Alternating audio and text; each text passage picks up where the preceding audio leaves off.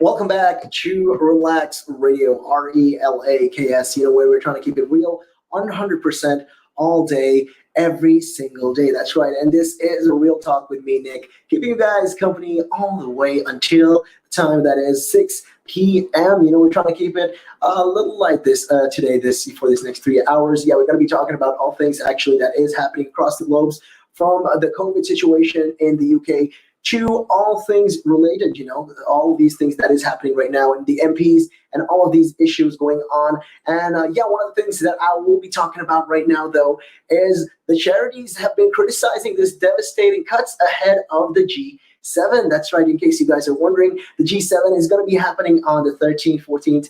And so this is just, some of the things that a lot of these foreign aids have been discussing about. And right now, the UK is planning to cut on their foreign aid support. And it is a problem. A lot of these people are not super glad with it. They're not really happy with it. And they are super, super frustrated. It just goes to show, with the situation going on right now, the UK is doing the best they can in the country. And families are going to go hungry, and girls are missing schools because of the UK's cut to these foreign spending. So dozens of these charities and academics are complaining, and they're criticizing the choice that the UK had to go to. And charities including Oxfam and Action Aid UK said they had caused devastation that could undermine the UK's credibility. That's right. And its credibility essentially in the whole G7 summit. And that is a problem. A lot of these charities also are not super happy with, these cuts, although it is going to be a temporary cut. This is a very temporary cut.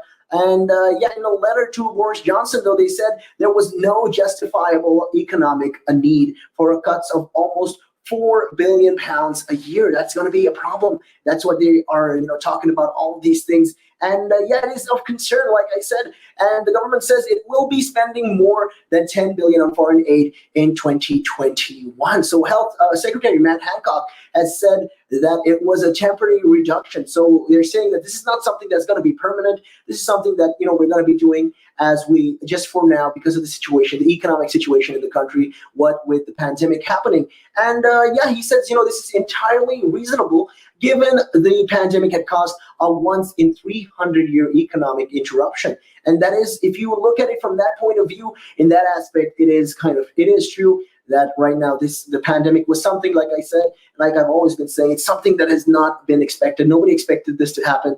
And it's understandable the move that the UK is doing to cut down on these charities at the moment and all of that. So the letter comes ahead of a potential Commons vote on Monday, when other than 30 rebel Tory MPs, including former Prime Minister Theresa May, hopes to reverse the cuts. And they want to reverse the cuts, and they're talking about this, and they're saying, okay, right now the situation might not be as great as it seems, but isn't it a little too drastic to be cutting all of this foreign aid support? So last year, ministers decided, though, to cut this, to reduce this year's spending on overseas aid from 0.7 of the national income to 0.5. So that is, they reduced it. So that was the agreed term. That is the target that they've met, the UN-based target. That is 0.7% of the national GDP. And right now they've cut it down by 0.2%. So that is now up to 0.5%, saying it was hard to justify given that the UK faces record levels of peacetime borrowing to cope with the pandemic. So charities, including Save the Children, WWF, and KFID, said that this reduction had already led to the closure of feeding centers and clinics. And this is, a concern right now. And people, like I said, people are struggling in the overseas countries who really depend on these this foreign aid, like countries like Africa, Somalia, the Republic of Congo. These are just a bunch of countries, just to name a few. And they went on to say, because of this, they forced the cancellation of projects, including water sanitation and training for healthcare workers. So the letter, signed by more than 1,700 academics, charities, and business leaders, was shared, and the UK prepared, to welcome leaders from the G7. And this is just essentially what they did is they shared all of this in a letter. But right now, in this coming week or so, we're going to be having the G7, the annual G7 summit. And the UK is at the moment the president. We are holding presidency for the G7 currently. So this is why they decided to do it in Cornwall. So, because of that upcoming meeting, and a lot of this is going to affect the UK's image in a way. That's what they're trying to say. And they went on to say that this letter went on to say, while other G7 countries have stepped up their aid budget, the UK is the only one to have rolled back on its commitment. So the letter added that doing this during the pandemic was a double blow to the world's poorest communities. So you're thinking, what is this whole foreign aid thing, and who does it exactly help? Well, if you come down to it, if you really look into it, foreign aid is this resources, essentially in very, very basic terms, it's resources given from one country to another. And it can involve, things of transferring of things like food, equipment, or even people to provide training and medical help. So in 2020, so that was last year, the UK spent 14.5 billion pounds on aid, meaning it's 0.7% target, according to provisional data. So overall, the top 5 recipients were Pakistan, Ethiopia, Afghanistan, Yemen, and Nigeria, with almost all the money going to countries in Africa and Asia. So these are just some of the countries that they've mentioned. These are the top 5 countries, while the rest of the whole foreign aid the UK has been going to countries in Africa and in Asia. So the government has pledged to restore aid spending to 0.7 when the fiscal situation allows. So what they're trying to say is, when the situation allows it, when everything is going to get better, this is when we're going to be doing this whole thing. And, it comes down to it. And they've not really specified a current date as of yet. They've not declared a current date. It's to be announced. And ministers, they've cut the spending without changing a 2015 law, which made the 0.7 target legally binding. So in a way, the UK reducing this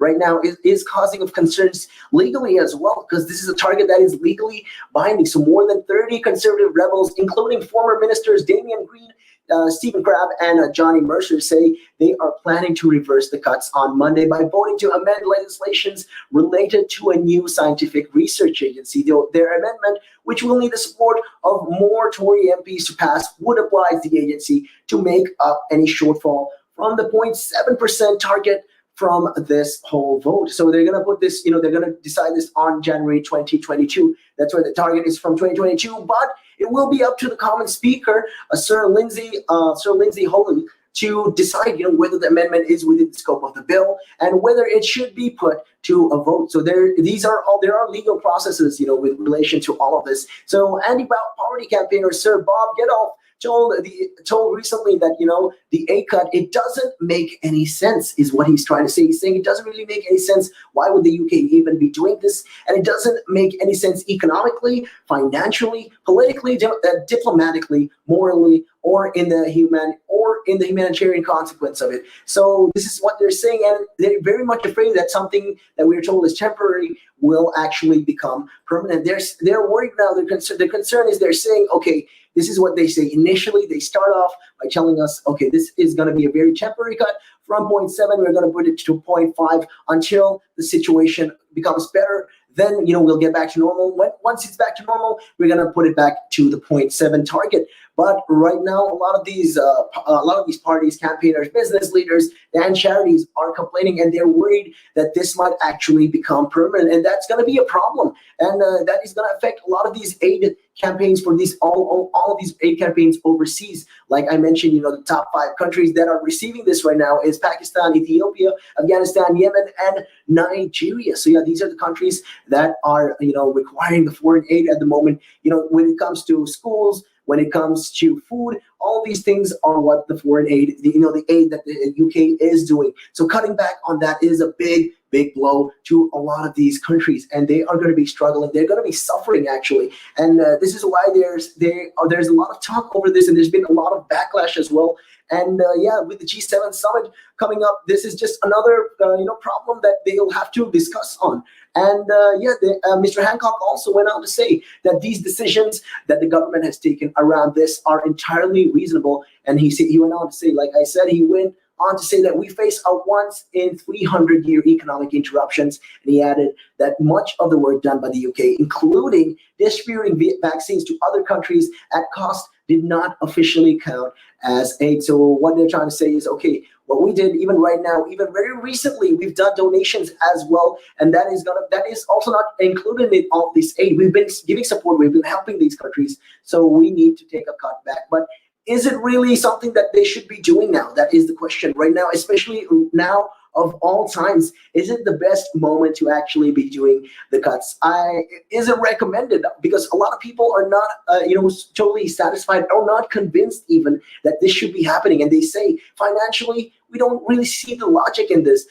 Economically, financially, anything like that. There's politically, there's just nothing. Diplomatically, nothing is going. It's not affecting in any way. So why are they cutting the aid right now? What is the necessary reason? Why do we require that to be happening? Why do we require the foreign aid rather to be cut? That is, of concern. And they're trying to raise all of that. And a lot of these, Tory party MPs also are talking about this. And we'll have to wait for a decision, though, until the UK can actually decide on what is going to happen, until they can, vocally come up with this and give us a solid plan. So the plan is, like I said, a lot of these MPs will be making a vote against legislation on Monday. So that's when they'll decide, whether this is something that they can reverse and they can bring it back to the original 0.7, because this is, a lot of countries depend on this foreign aid, if we really think about it. And you're thinking, oh, why are they not? Because financially they are not, they're very unstable. There's a lot of instability in their countries in comparison to the UK. And yes, I get it. The UK does need its money right now. Where it needs is in the country, and we're trying to rebuild, our country as well. And with all the situation, the pandemic going on, there's been the rollout of vaccines and the overburdening of the NHS and the health staff workers. It's understandable why we need this, and we need to find different ways to combat the situation. And we're finding this all requires money. It's understandable, but cutting it from foreign aid is the worst possible scenario, and not a lot of people are quite convinced that that should be even the way. And yeah, you guys can always tell me what you think on this. You can always hit me up on those numbers. It is 07852-473-473. That's right. You can always hit us up and let us know what your thoughts are on this particular matter. And also, don't forget, you can download the app from the Apple App Store or the Google Play Store, carry us all day, every day. And you can also check us out on social media. We're pretty big on Facebook, Instagram. We're on Twitter as well. So make sure you guys subscribe, like, and follow. So because, we got a lot of great content on our pages. But with that being said, we're going to be taking a real quick break, and we will be right back after this. Oh, and it could be a really good pickup line as well. Ladies will ask, hey, excuse me, so why are you wearing something so colorful? I mean, hey, you can always have something up on your sleeve. I mean, you look like a guy who would do. You know me too well. You know me too well, Nick. Got me thinking, you want to stand out. Why do you want to stand out, though, so much, especially with these kind of shirts when you're riding? There must be a purpose behind it, right? Well, when you say a purpose, Nick, what I do, I wear the shirts, and mainly, one, because they're nice and bright, so they make me visible, especially if I'm riding on the road. Okay. That's very important, right? Because you want cars, Very important. And also, like, people see me in calves, and perhaps I shouldn't be saying this on here, I suppose, but in the bar afterwards. All right. And it gives them something to look at, and it makes them laugh. It makes them laugh, so that's why I do it. Oh, and it could be a really good pickup line as well. Ladies will ask, hey, excuse me, so why are you wearing something so colorful? I mean, hey, you can always have something up on your sleeve. I mean, you look like a guy who would do. You know me too well. You know me too well, Nick. Exactly. I never said that, but yes, that's another reason why I wear them as well. I mean, it's standard peacocking. I mean, most guys wear these, weird hoops on their ears, or they might have like a cut eyelash or some an eyebrow or something like that, or some chains or rings. But you stand out properly. Anybody would want to know what's happening with this guy. Who's this guy? Yeah, I just have to be different. That's all it is. That's interesting.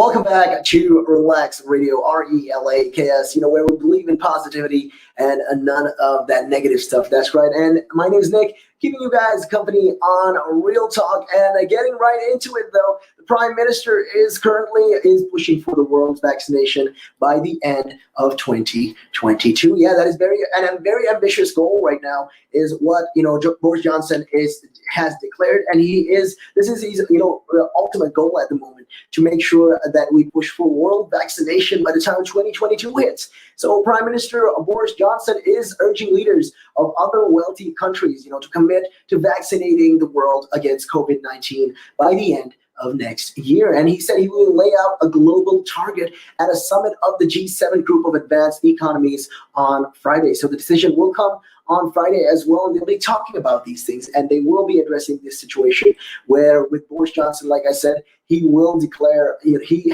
wants to urge a lot of these countries, especially these very advanced economies, these countries like the US, Canada, then we got Japan, all these countries as well, France, Italy, Germany. So these are just, some of the countries that will be taking part in the G7 summit. And he is planning to urge them and tell them, this is what we're going to do. We'll have to make a pledge by the time 2022 hits. You'll have to get the whole world vaccinated. And like I said, a bunch of these countries have all said, how many of their doses they will donate to the global vaccine sharing program, COVAX. So the countries that include the G7 are the US, France, Germany, Italy, and Japan have all said, how many doses they're going to be donating to this program, to COVAX. But the UK and Canada are yet to put figures on their planned contribution. So as of yet, it's still to be announced how much they are going to be putting in, how much money they are going to be putting in, especially how much vaccines they will be donating. So that is, of concern. All we have to do is we got to see how it goes, how it plays out. This is, something that they will decide as they go on. But let's see what goes ahead of the G7 summit, though, which will take place in Cornwall on Friday. Mr. Johnson said he would ask his counterparts to rise to the greatest challenge of the post-war era by vaccinating the world by the end of next year. So by the end of next year, the plan is to get every single individual, that means the whole population, that's 7 billion people, to be vaccinated. So hopefully it's something that can happen and that will happen. And that's something that they want to do. And such an achievement would be the single greatest feat in medical history. This is what Boris Johnson did go on to say. I mean, hey, you can always tell me what you think. 072-075-247-3473. That's right. Those are the numbers. Feel free to let me know whether this is something that is feasible or not. I mean, is Boris Johnson on something else when he talks about this? Because, to get the whole world vaccinated by the time 2020, the end of 2022, well, that sounds something. I'm not really quite sure if that is feasible, but then there's going to be a lot of logistic problems as well with regards to that. All we have to know is we got to see. But hey, if you got any opinion on that particular matter, hit me up and let me know. And also, don't forget, you can download the app from the Apple App Store or the Google Play Store. Carry us all day, every day. And getting back to it, though, like I said, ahead of all this right now, they are talking about this, and the UK will also encourage more discussion about how manufacturing can be stepped up. And the U.S., like I said, the summit will be the G7 leaders' first face-to-face meeting since the start of the pandemic, and U.S. President Joe Biden's first visit to the U.K. since taking the office. So the U.S. has pledged to donate 80 million vaccine doses to poor countries, while other G7 countries have offered much smaller numbers. So right now, the UK is leading, with an amount of vaccines that they will be donating to the world, to all of these countries that require it. And in looking at all this, there's been frustration from campaigners that the UK has not specified how many doses it will pledge. But the Prime Minister is expected to do so at the summit. He will declare and make a declaration, an announcement of how many vaccines the UK will be donating. So last week, MPs and peers wrote to Mr. Johnson urging him to follow fellow G7 countries like Germany, France, and Italy, who have committed to donating at least 100 million doses before the end of the year. So like right now, that's what they are saying that they want to donate. So far, the UK has only pledged to donate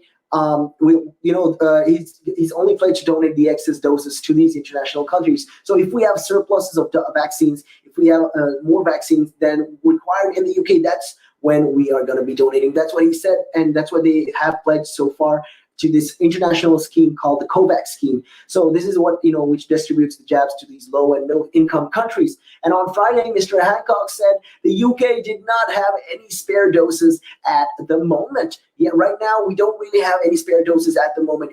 Taking a look at all of that. And former Prime Minister Tony Blair also said the reality was that the government are obliged to look after their own people. Right now, what he's trying to do is he's defending Boris Johnson's decisions at this particular moment, in this particular time. He's telling them, all right, listen, that right now the UK is obliged to protect its own people, safeguard its people, make sure that all of our people first are getting vaccinated before we start giving surpluses across to the rest of the world. That's what, Tony Blair was going on about. And he also said, you can't be an absolutist about this. There may be some vaccines that we can ship out in advance. And the former Labour leader backed Mr. Johnson's call for world vaccination and called for the frontline healthcare workers, the elderly, and those in urban areas to be jabbed by the end of this year. So he went on to say also, that the reason for doing that is enlightened self-interest. It's not a humanitarian simply because it helps us to stop this disease spreading.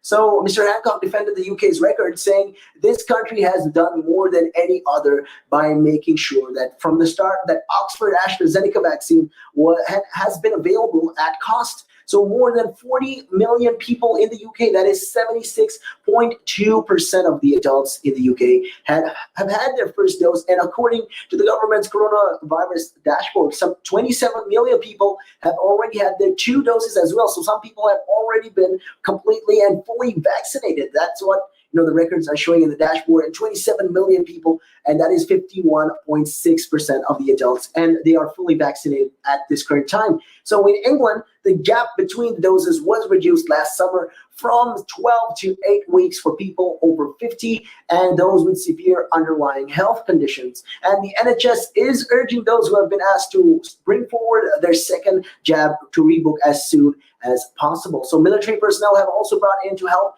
speed up the vaccine and this whole vaccine program across the UK. They want to help speed it up. A lot of the military was also involved in this. And in the wake of the recent surge of the Delta variant as well, this is also something that they are pushing to right now. They're pushing and making sure that we get more people vaccinated as soon as practical. So yeah, the UK has ordered more than 500 million doses of 7 of the most promising vaccines, including the 4 so far approved for use. And in case you guys are wondering what those 4 are, well, number 1, it's Pfizer vaccine, Pfizer and BioNTech vaccine, the Oxford AstraZeneca vaccine, then we got the Moderna vaccine, and finally the Janssen and Janssen vaccine. So these are the vaccines currently approved in the UK. So Downing Street said that the UK has led the efforts to ensure the world's poorest and most vulnerable people have access to vaccines. And they're referring to its funding of the Oxford AstraZeneca jab. And it said that 96% of the 18 million doses administered by COVAX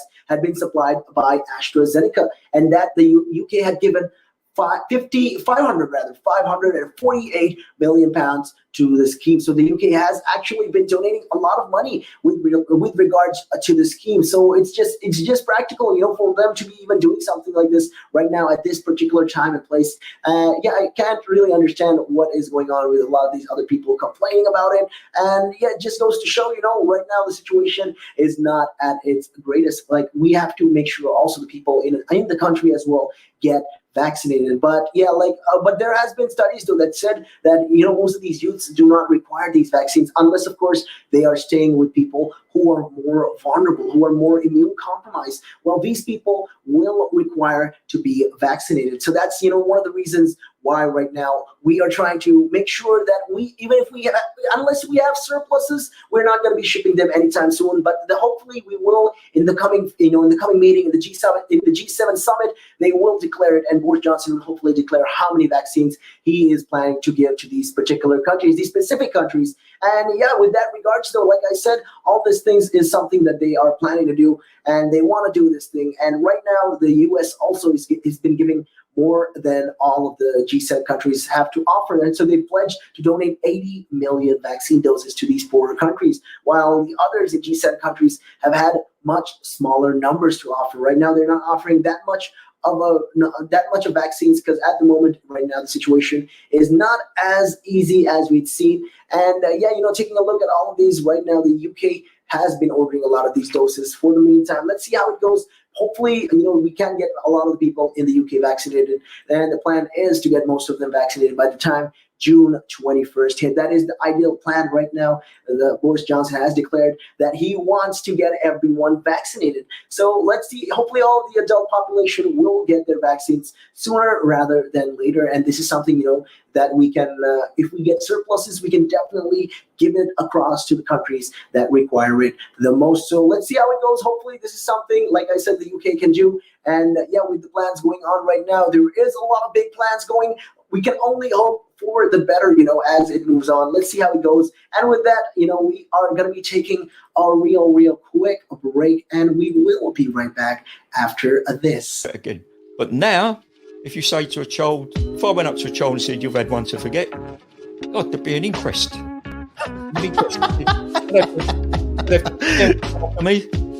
Why did you reject my son? Oh, I haven't rejected your son. I want to talk about, how the generation gap, how much has changed, especially when you check the youth nowadays in comparison, to people back in the day. When you think about it, how people were, how do you say this, more disciplined, I'd like to say. I'd say when I was younger, it was more disciplined. Not now. In comparison to now. Not at all. Not now. The way things are nowadays, the younger generation, you seem that they can't accept the word no, if that makes sense. They can't accept rejection, essentially, is all you're trying to say. Yeah, they can't accept the word no. So if you, how did I do? Or you didn't do very well, they get upset. And when I was a youngster, my father used to say to me, because I used to be sport mad when I was very young. Well, I still am sport mad, but like participating in different sports. And if I had a bad game, for example, I'd say to me, you had one to forget. That's it. Your dad sounds like a smart guy. I mean, damn, that's the real fact of the matter, yeah. He'd say to me, you had one to forget. Get over it. And that was it. So I'd dust myself down and do it again. But now, if you say to a child, if I went up to a child and said, you've had one to forget, God, there'd be an inquest.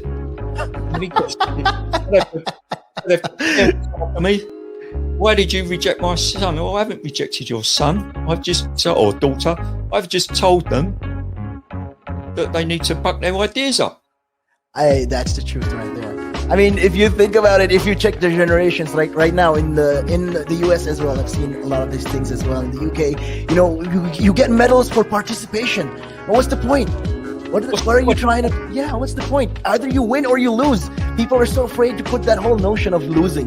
Like, oh, it's gonna hurt your self-esteem, or people will not be able to recover from that. So it reminds me of this interesting story as well. When you think about it, back in the day, my dad used to tell me how our granddaddy, you can see, like, I'm part Sri Lankan as well. So my granddad from Sri Lanka, he was a farmer. He started off as a farmer. So when they had a bad day, they'd look in the sky and they'd be like, okay, I had a bad day. Well, it is what it is. And then they just continue their work. They continue their farming, and they forget about this whole thing. That's what I'm talking about. When it comes to right now, the generation gap is just crazy. How much a lot has changed. Social media has taken control of our lives, and we don't even realize it anymore. We're crippled because of it. That's absolutely right, Nick. Because as you said, nowadays it seems that you get rewarded for failure. For the life of me, Nick, I can't get my head around that. Perhaps I'm just getting old and morbid, I don't know. I just can't get my head around how you could be rewarded for failure. You have the Olympic Games. If you come first, you get a gold medal. If you come second, you get a silver medal. If you come third, you get a bronze. If you come 4th, 5th, 6th, 7th, 8th, 20th, 30th, you didn't make it. Yeah, tough luck. That's the truth of it. Try again in 4 years, But now, the younger generation, diddums, I see it, It's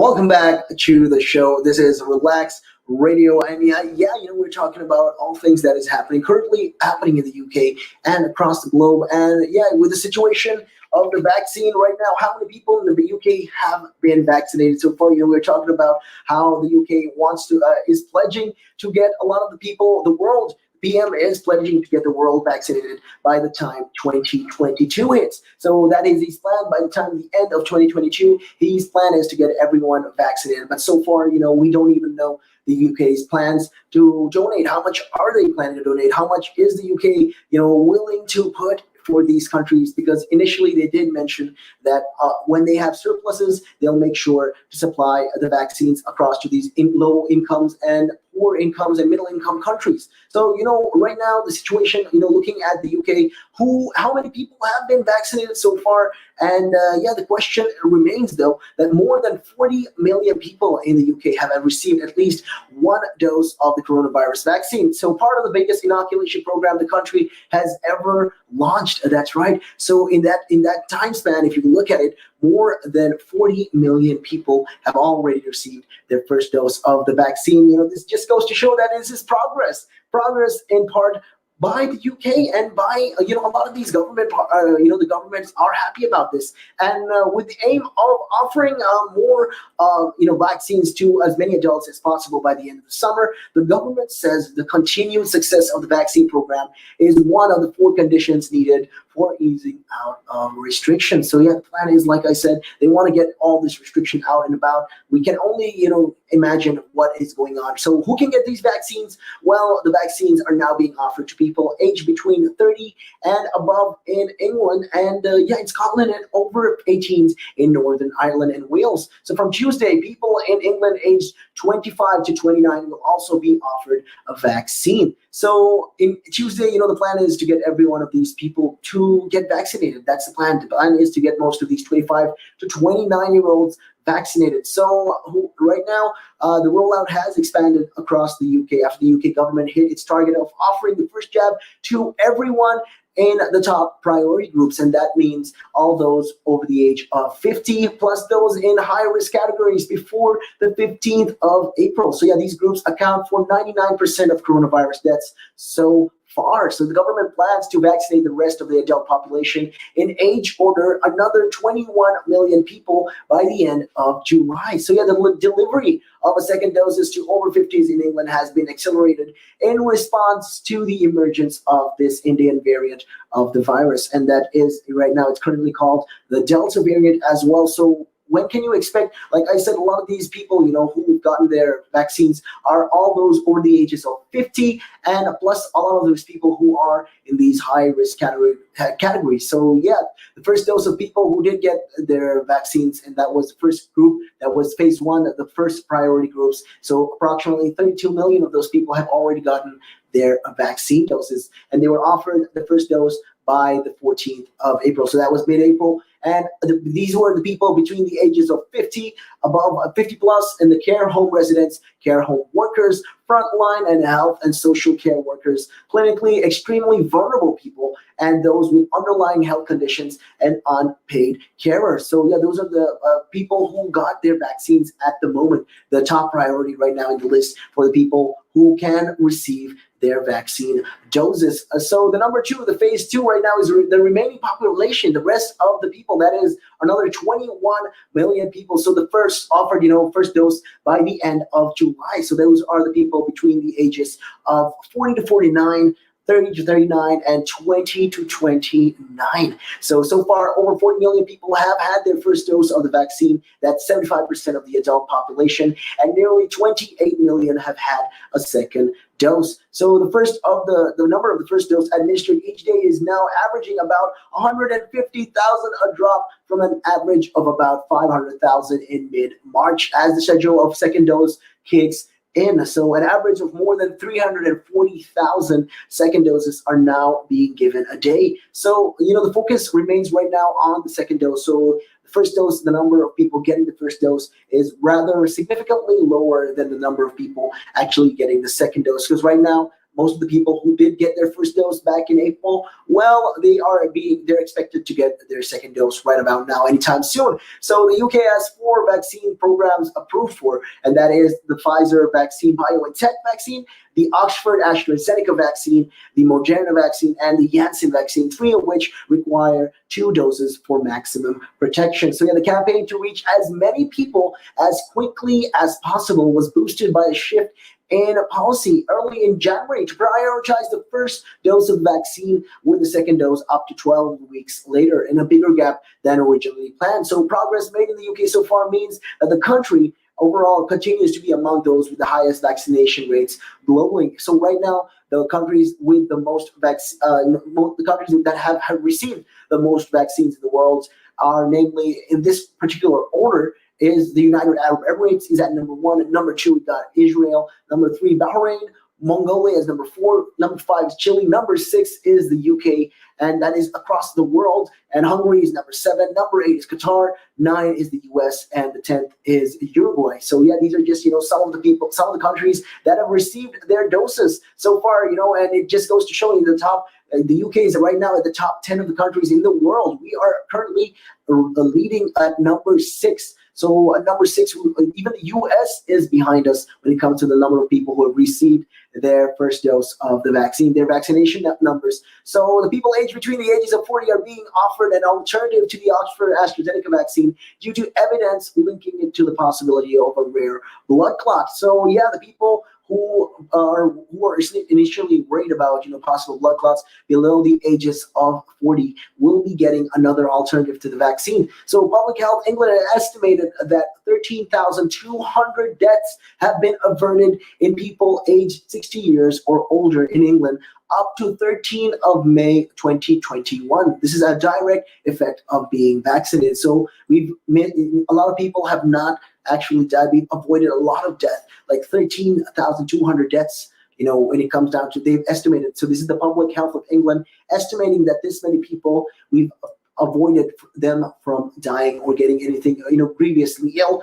And this is a direct effect of the vaccine. Because of the vaccine program right now that is going across the UK, we have made sure to avoid any of these kind of deaths, any of these added deaths as well. And has the rollout even been across all the areas at the moment? That is the other question that you might be questioning and wondering about. Well, across the UK, there continues to be some variation in the vaccine program, and Wales has vaccinated more than 84% of those aged 18 and over with at least 1 dose, while England has reached 73%, Scotland has reached 72%, and Northern Ireland 71%. So the Welsh government says all adults in Wales will have been offered a first dose of the COVID jab by the start of next week. So that's 6 weeks ahead of the schedule. So right now in the UK, the Welsh people, the people of Wales are, leading when it comes to the number of vaccines rollout, and they are way ahead of schedule in comparison to the rest of the UK. So the second doses are also being rolled out in all the nations, reaching more than a third of adults so far. So right now, the UK, like I said, the UK is leading with 84% of its adult population getting the first dose. And then, we got England that is at 73% of their adult population. Then Scotland, 72%, and Northern Ireland at 71%. So right now, when you look at the UK, well, the Welsh people from Wales rather have been getting their vaccines the most. So in comparison, though, the people who are getting their second doses more is, of course, right now we can look at it, looking at the graph, it is England. England is at, number 1 when it comes to the rollout. And then we got Scotland and Northern Ireland with 44% of their population getting the second dose already currently. And Wales getting only 42% of their second doses as of yet. So these are just there's a lot of variation across the whole of UK, and across the English regions. The Southwest has received 70% of the same age group with at least 1 dose, while London has reached only 50%. So yeah, these are all numbers. It depends on all. A lot of these things are into consideration. We're taking a lot of factors into consideration for the people who can get their vaccine doses. So these are just number of figures that shows how many people have had their first vaccine as of yet. So yeah, these are just a bunch of the numbers. But hey, with that being said, we will be coming back and we'll be talking about where are all these other vaccines coming from and all of that. So make sure you guys keep it locked right here at Relax Radio. And yeah, with that, we will be back. Checking a look at your time right now, though. It is 4:05. Good evening. Oh, and it could be a really good pickup line as well. Ladies will ask, "Hey, excuse me, so why are you wearing something so colorful?" I mean, hey, you can always have something up on your sleeve. I mean, you look like a guy who would do. You know me too well. You know me too well, Nick. Got me thinking. You want to stand out. Why do you want to stand out though so much, especially with these kind of shirts when you're riding? There must be a purpose behind it, right? Well, when you say a purpose, Nick, what I do, I wear the shirts mainly, one, because they're nice and bright, so they make me visible, especially if I'm riding on the road. Okay. I mean, yeah, that's very important, right? Because you want cars, yeah. Very important. And also, like, people see me in, like, calves, and perhaps I shouldn't be saying this on here, I suppose, but in the bar afterwards. All right. And it gives them something to look at, and it makes them laugh. It makes them laugh, so that's why I do it. Oh, and it could be a really good pickup line as well.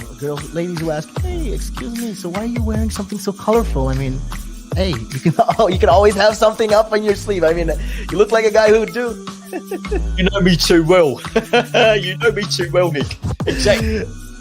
I never said that, but yes, that's another reason why I wear them as well. I mean, yeah, it's standard peacocking. I mean, most guys wear these, weird hoops on their ears, or they might have like a cut eyelash or some an eyebrow or something like that, or some chains or rings. But you stand out properly.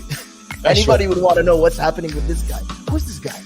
Yeah, I just have to be different. That's all it is. That's interesting. That's interesting.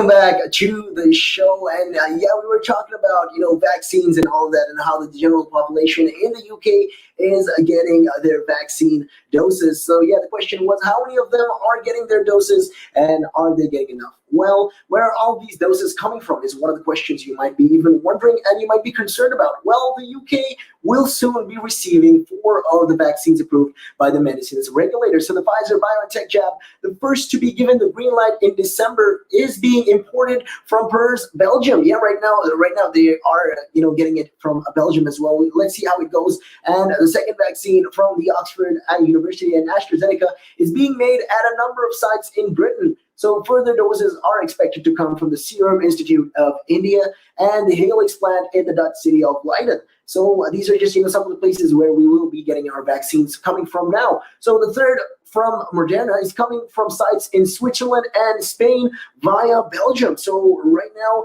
they are deciding, these are the places that we will be getting in. The Janssen vaccine, due to arrive later this year, is produced in the Netherlands by the Belgian firm owned by Johnson and Johnson. So yeah, the Netherlands also are stepping up their game when it comes to the vaccines. And the UK vaccines are made up in a number of the places. Like I said, most of these places come in the UK, and the UK is also lined up to receive at least 2 further vaccines if they are approved for use. So a jab manufactured by the US firm Novavax will be made in Stockton-on-Tees in the northeast of England, while another by French company Valneva will be made in Livingston, West Lothian, Scotland. So yeah, these are places where the vaccines will be made and manufactured. So yeah, these are just some of the things that is going on. And when comparing all of these vaccines, there is a lot of comparison though. And one is that the Oxford AstraZeneca vaccine. Right now we have 4 in line, and that is the Oxford AstraZeneca vaccine,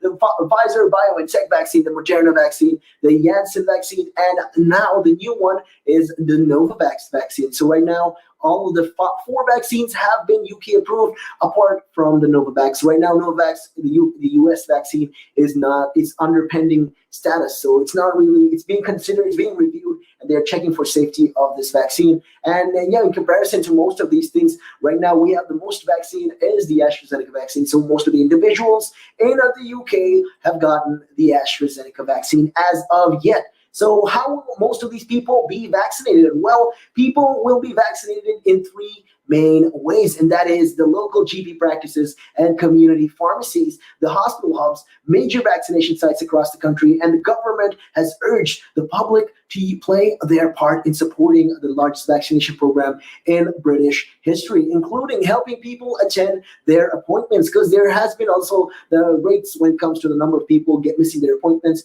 There were also issues with regards to that in the UK, but right now, they are urging the general public. The government is telling them, like, okay, listen, make sure you help us so we can help you. Because at the end of the day, the government wants to help us, and they want to give us the vaccine so we can make sure that, we don't get any more, we can get out of this. People are sick of this, and they want to get out of this whole lockdown situation, people getting sick, and, the fear of the virus is very real. So this is one of the reasons why they want to do this right now, and why they are, the government is pushing for a lot of people to get their vaccination doses. So yeah, if you check the UK health departments, well, you can see all the places, the sites where you can get your vaccine. So where a lot of these major vaccine sites will be. So is there enough vaccines in the UK? Well, the UK has ordered more than 500 million doses of the 7 of the most promising vaccines, including the 4 so far approved for use. And that is,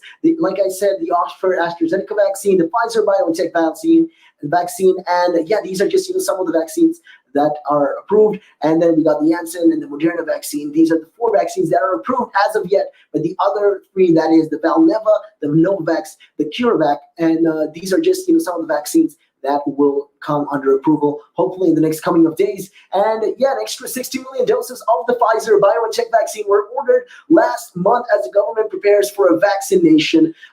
They're preparing, all of them are preparing right now for a vaccination booster program in the autumn. So the government is planning to get everyone vaccinated in the autumn, but has amended its original order of the Janssen single-dose vaccine from 30 million to 20 million, given the unprecedented scale and pace of the vaccine program. So what they're trying to say, what this essentially means and what this translates to is that we've got more people vaccinated. And we didn't even realize a lot of people have gotten vaccinated. So we initially ordered for 30 million doses of the vaccine, but right now we're just bringing in 20 million doses. So the ministers have also announced an 8th deal with biopharmaceutical company CureVac to develop vaccines against future variants. So it's placed an order for 50 million doses to be delivered later this year. That's if they are required. If they're required, well, we're going to be using those vaccines, is what they're saying.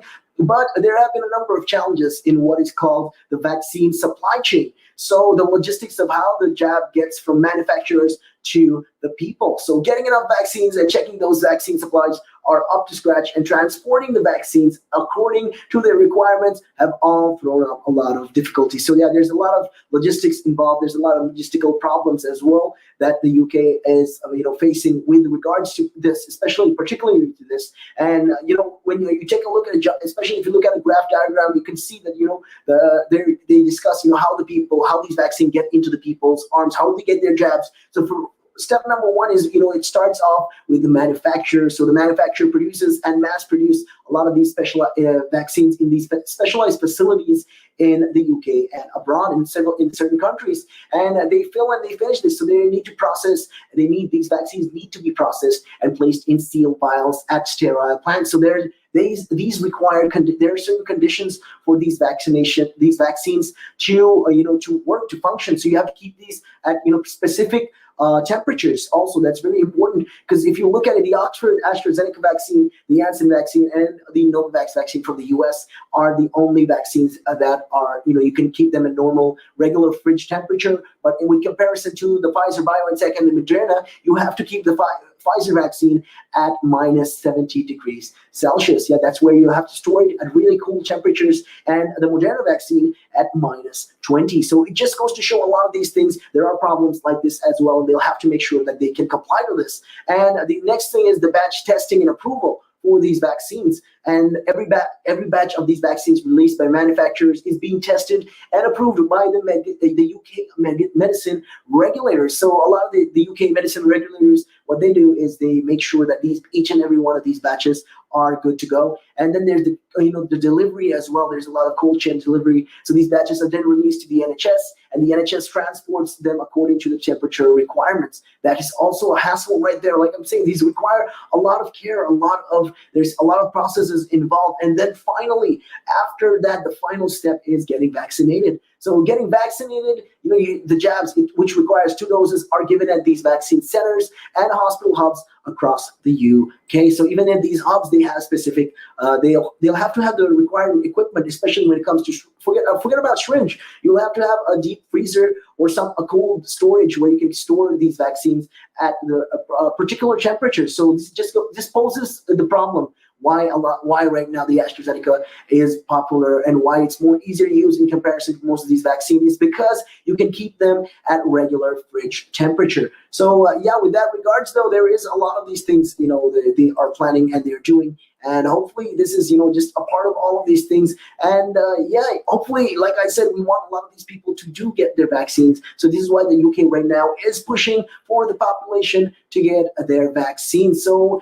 like I said, these requirements are just 5-step requirements, but then it's a really big process if you check about it, because there's a lot of research done. They have to do a lot of research with regards to this, and they'll have to make sure that each and every one of these vaccines are fit to be taken by individuals. There's not going to form any kind of side effect. So that's why the main concern a lot of these the youth has is that the problem with the youth, that what they have is that there's the possibility of linking of blood clotting. That's one of the reasons why the AstraZeneca vaccine is not popular when it comes to people below the ages of 40. So this also pushes the alternative vaccines like the Moderna vaccine. Why a lot of people now take the Moderna vaccine or the Janssen vaccine as well that is coming up. These are just alternatives that are being right now produced in the UK. Hopefully the people will be able to get this, and this is something that they will take with that regard. So these are just alternatives right now in the UK, and discussing all these things, hopefully you do the right choice, and you make sure that you stay informed and make sure you stay safe and try to get the vaccine as soon as possible, especially if you're in the age groups. If you made the appointments, try to make it on time. I know it gets hard. It gets difficult sometimes when you come to the point of, okay, will I get the vaccine? I mean, it's going to be very, very hard. I understand that it is difficult at times to be, there will be appointments. Sometimes you might miss an appointment and, it's difficult to get the booking as well. But, try your best as best as you can to get the vaccine, because that is very important right now. Because if you get the vaccine, you're one step closer to reaching that, easing of the lockdowns. We can come to that point where we can completely get back to normal. Hopefully that's something, that we are a lot of us are looking forward to. Let's see. The plan is to get the vaccines done and to get a lot of people, the most of the UK, to be vaccinated, hopefully all of the UK by the 21st of June. So these are just the plans that Boris Johnson has in store. Hey, let me know your thoughts on that, whether you've had the vaccination or not. You can feel free to call me up on those numbers. That is 078-52-473-473. That's right. You can feel free to call me up and let me know if you've had your first dose of the vaccine and which vaccine did you get. Well, let me know. I'd like to know that. And also don't forget to check us out on our social media pages. We're pretty big on Instagram. We're also on Twitter. We keep up with the greatest tweets and latest tweets as well. And also on Facebook and Instagram. So don't forget to subscribe, like, and follow us for that original content. And with that, we are going to be taking our real quick break. And we will be right back after this. Again. But now, if you say to a child, if I went up to a child and said, you've had one to forget, God, there'd be an inquest.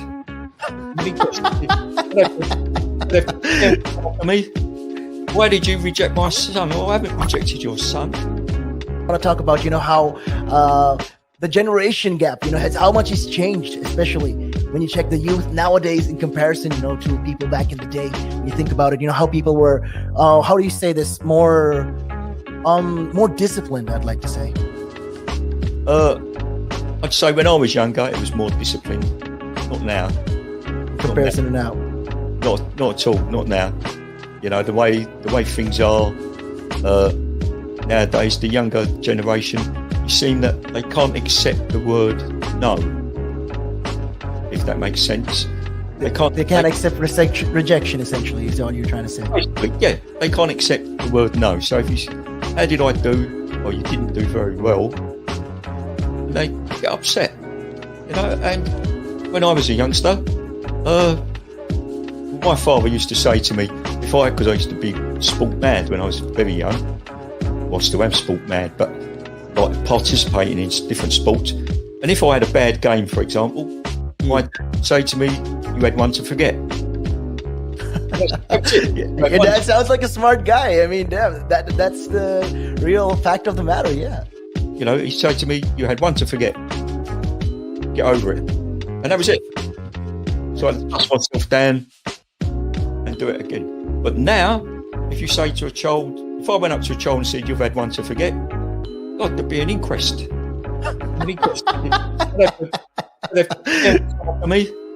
Why did you reject my son? Well, I haven't rejected your son. Or daughter. I've just told them that they need to buck their ideas up. That's the truth right there. I mean, if you think about it, if you check the generations, like right now in the US as well, I've seen a lot of these things as well in the UK. You get medals for participation. But what's the point? What are you trying to? Yeah, what's the point? Either you win or you lose. People are so afraid to put that whole notion of losing. Like, oh, it's gonna hurt your self-esteem, or people will not be able to recover from that. So it reminds me of this interesting story as well when you think about it. Back in the day, my dad used to tell me how our granddaddy, you can see, I'm part Sri Lankan as well. So my granddad from Sri Lanka, he was a farmer. He started off as a farmer.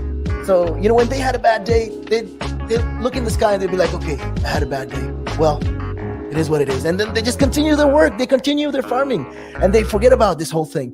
That's what I'm talking about. When it comes to right now, the generation gap is just crazy. How much a lot has changed. Social media has taken control of our lives and we don't even realize it anymore. We're crippled because of it. That's absolutely right, Nick. Because as you said, nowadays it seems that you get rewarded for failure. For the life of me, Nick, I can't get my head around that. Perhaps I'm just getting old and morbid, I don't know. I just can't get my head around how you could be rewarded for failure. You have the Olympic Games. If you come first, you get a gold medal. If you come second, you get a silver medal. If you come third, you get a bronze. If you come 4th, 5th, 6th, 7th, 8th, 20th, 30th, you didn't make it. Yeah, tough luck. That's the truth of it. Try again in 4 years, you know. But now, you know, the younger generation, you know, didn't, you know. I see it, you know. It's,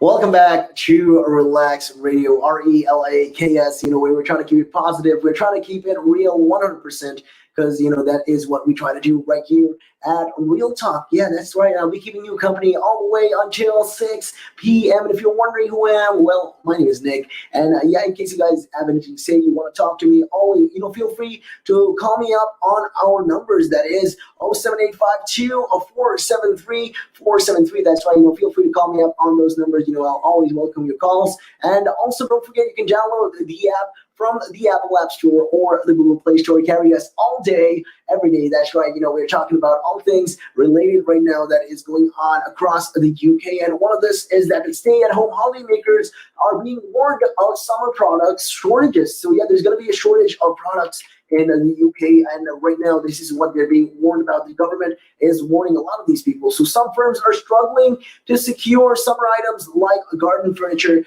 picnic baskets, and outdoor toys as consumers prepare to holiday in the UK. So about 60% of the British suppliers have experienced import delays in the past month. And this is all according to the customs clearance platform, the Clear Now. So yeah, they're saying right now about 60% of the supplies, they're receiving is all of it is with regards to import delays and all of that. So there is a struggle with a lot of these holiday makers. They're struggling essentially with the amount of people, the surge of people coming in. So the 6-day long Suez Canal blockage in March is partly to blame for this import delay. So as goods that were meant to arrive weeks ago are still stuck on container ships elsewhere. But there are now other factors at play as well. And Clear Now based its findings on interviews with 300 import-export businesses based in the UK. And they went on to say, the Clear Now chief executive, Sam Tyagi, he went on to say a combination of COVID-19 restrictions, the backlog from the Suez Canal blockage, increasing global demand for shipping containers, disruption to the shipping caused by India's public health crisis, and a shortage of packing materials means UK businesses are already struggling to meet summer demands. So right now, the summer demands are at their highest. And it is crazy, the amount of people wanting a holiday. It's understandable, they've been stuck for a very long time. And I agree, sometimes you need to get out of the house and you need to take that fresh air as long as you're doing it safe. And they went on to say, Clear Now, the chief executive, Sam, went on to say that with competition, though, for container space so high, some smaller businesses are simply being priced out of landing the goods and materials that they need. So items like camping equipment have seen a spike in demand as more British families look to domestic holidays, with the government tightening rules on international travel rules and moving Portugal to the amber list. So this is also part to blame. And I guess a lot of people who did book a lot of their flights abroad or countries that are in the green list, well, they are backtracking now and they're wondering, okay, was that really a good idea? Should we have to go to these places now? I mean, it's better to stay home, stay safe, and stay at least a local, in my opinion, is the best thing. And they've realized, they've learned from the situation right now. A lot of the British travelers and holiday makers have learned that, going to these countries like Portugal or Israel that were in the green list, well, we cannot really guarantee the chance that if it goes from a green to amber list, whether we're going to be isolated or not. So that is also of concern and problem. So this is just all the more reason why there is a hike in holiday makers trying to keep it local, in the country. And you can see, that's why you can see like a big spike when it comes to demands in products like that. So, with that regards, though, since many popular products are manufactured in China, retailers are being impacted by shortages in their supply chains, and U.S. retailers have experienced similar problems procuring summer essential items. So even in the U.S., they're struggling with the same kind of problem right now. This is the same kind of issue that is going on. It's an ongoing issue. And Heather Atwell of the camping and outdoor equipment retailers Atwell's is still waiting on orders placed back in October. So this was done last year. They ordered this back in October and has 9 containers of outdoor clothing, camping gear, and hiking equipment stuck in Egypt as a result of the Suez Canal blockage. So, this is just goes to show internationally how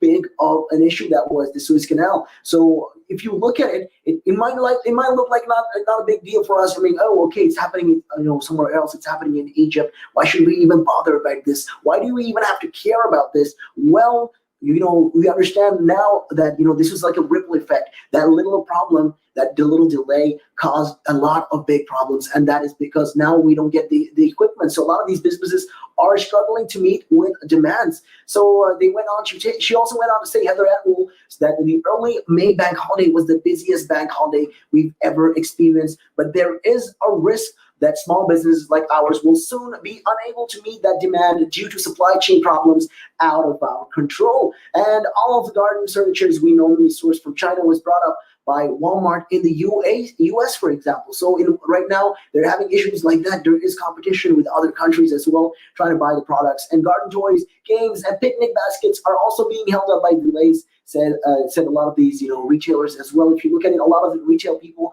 are, pretty much unhappy, and they're complaining about it. Because when you look down to it, though, under the scheme, people pay for their first, when it comes down to all of these things, people pay for the products on time. It's supposed to reach according to a particular time. So when you make an order in October, it's obviously for the summer. And now that the summer is here, the products are still not here.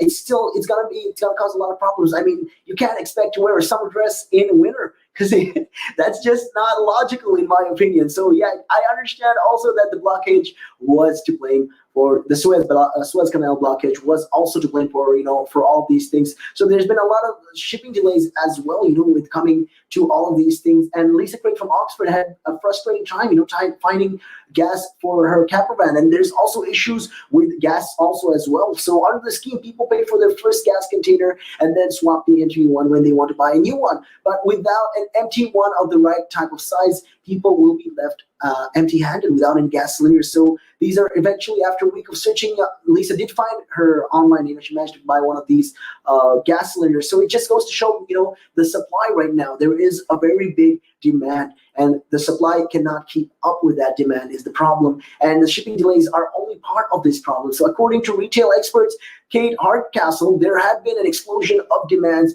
coming from the hospitality industry as it gets back on its feet following the lockdown situation. And she went on to say that campers and caravans have gotten competition from restaurants and hotels for outdoor equipment. And she continued to say that the demand is so high, not just because of the shortage in supplies, but also because things are being repurposed in very different ways. So one example is the Devonshire Arms Hotel and Spa in Northern Yorkshire, which has brought its entire spa operation outdoors to ensure it maintains social distancing. So you see the sacrifices a lot of these things have to do. A lot of these companies, businesses, in that respect, if you look at it from that regards, a lot of these businesses are also making the sacrifice that they need to, because they have to comply with these social distancing rules, social distancing laws. Because if they don't, they can't open their business. Short and sweet. That is the simple of it.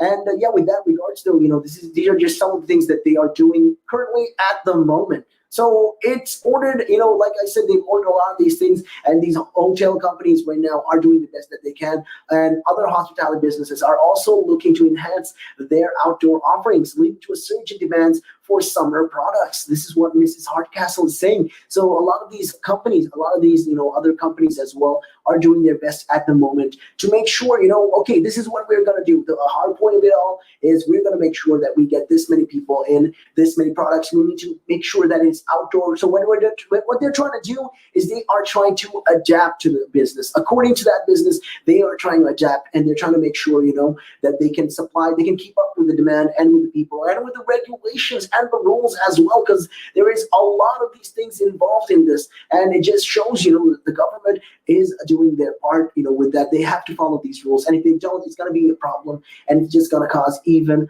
more issues. So, with that regards, if you want to travel and, where you can travel in the UK, well, you can travel freely between England, Scotland, Wales, and Northern Ireland. However, the government has had to clarify new guidance for 8 areas of England where cases of this Delta variant are currently very, very high.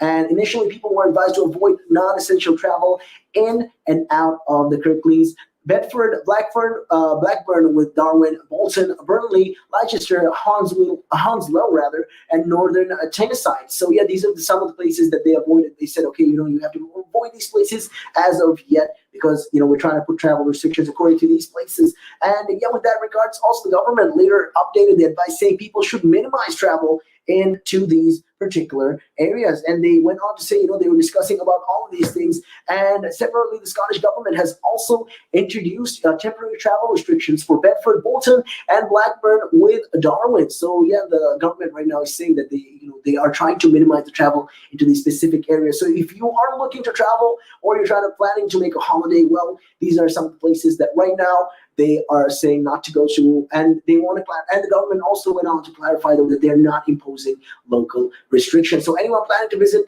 a Scottish island is encouraged to take 2 lateral flow tests beforehand. So can you stay at home? Can you stay in a holiday home or a hotel is the question right now. Okay, can we go to these places? Can we or can we not? Well, the rules are very different. It's varying across the UK. They have a set of rules and policies that we'll have to follow according to the place. So in England, well, all the holiday accommodations, including hotels, hostels, B&B, caravans, and boats, can open, and 6 people from multiple households or any number from 2 households can stay together. So you can stay overnight in a private home, subject to the rule of 6. So if you're following the rule of 6, well, this is something that you can do.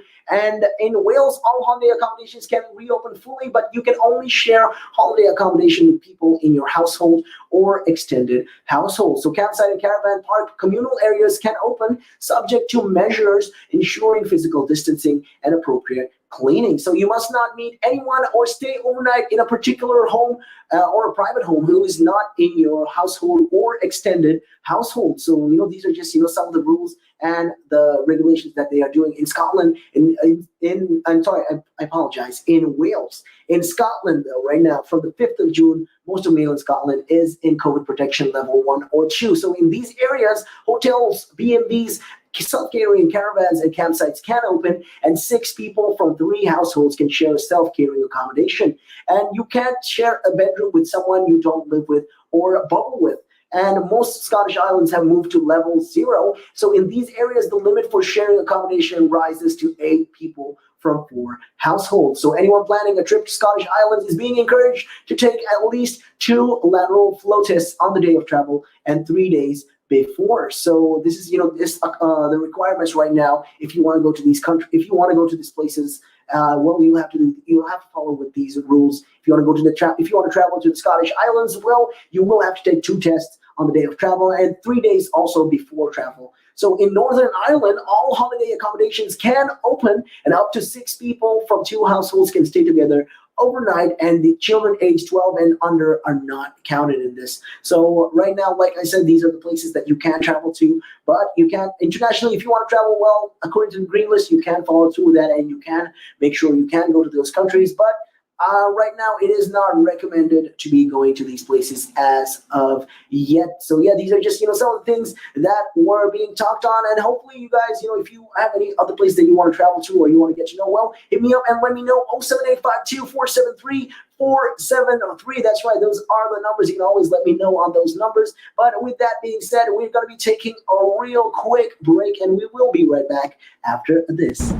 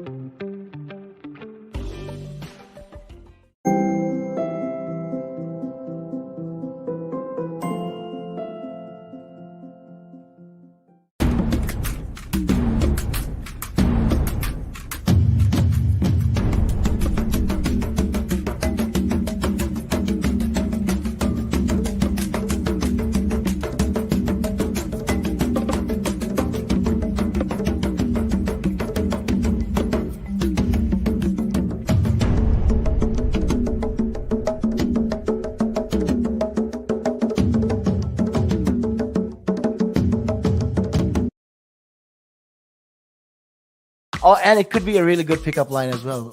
Ladies will ask, "Hey, excuse me, so why are you wearing something so colorful?" I mean, hey, you can you can always have something up on your sleeve. I mean, you look like a guy who would do. You know me too well. You know me too well, Nick. Got me thinking. You want to stand out. Why do you want to stand out though so much, especially with these kind of shirts when you're riding? There must be a purpose behind it, right? Well, when you say a purpose, Nick, what I do, I wear the shirts, mainly one because they're nice and bright, so they make me visible, especially if I'm riding on the road. Okay. But yeah, that's very important, right? Because you want cars, yeah. Very important. And also, like, people see me in like calves, and perhaps I shouldn't be saying this on here, I suppose, but in the bar afterwards. All right. And it gives them something to look at, and it makes them laugh. It makes them laugh, so that's why I do it. Oh, and it could be a really good pickup line as well. Ladies who ask, "Hey, excuse me, so why are you wearing something so colorful?" I mean, hey, you can always have something up on your sleeve. I mean, you look like a guy who would do. You know me too well. You know me too well, Nick. Exactly. I never said that, but yes, that's another reason why I wear them as well. I mean, yeah, it's standard peacocking. I mean, most guys wear these, weird hoops on their ears, or they might have like a cut eyelash or some an eyebrow or something like that, or some chains or rings. But you stand out properly. Anybody would want to know what's happening with this guy. Who's this guy? Yeah, I just have to be different. That's all it is. Yeah, that's interesting. That's interesting.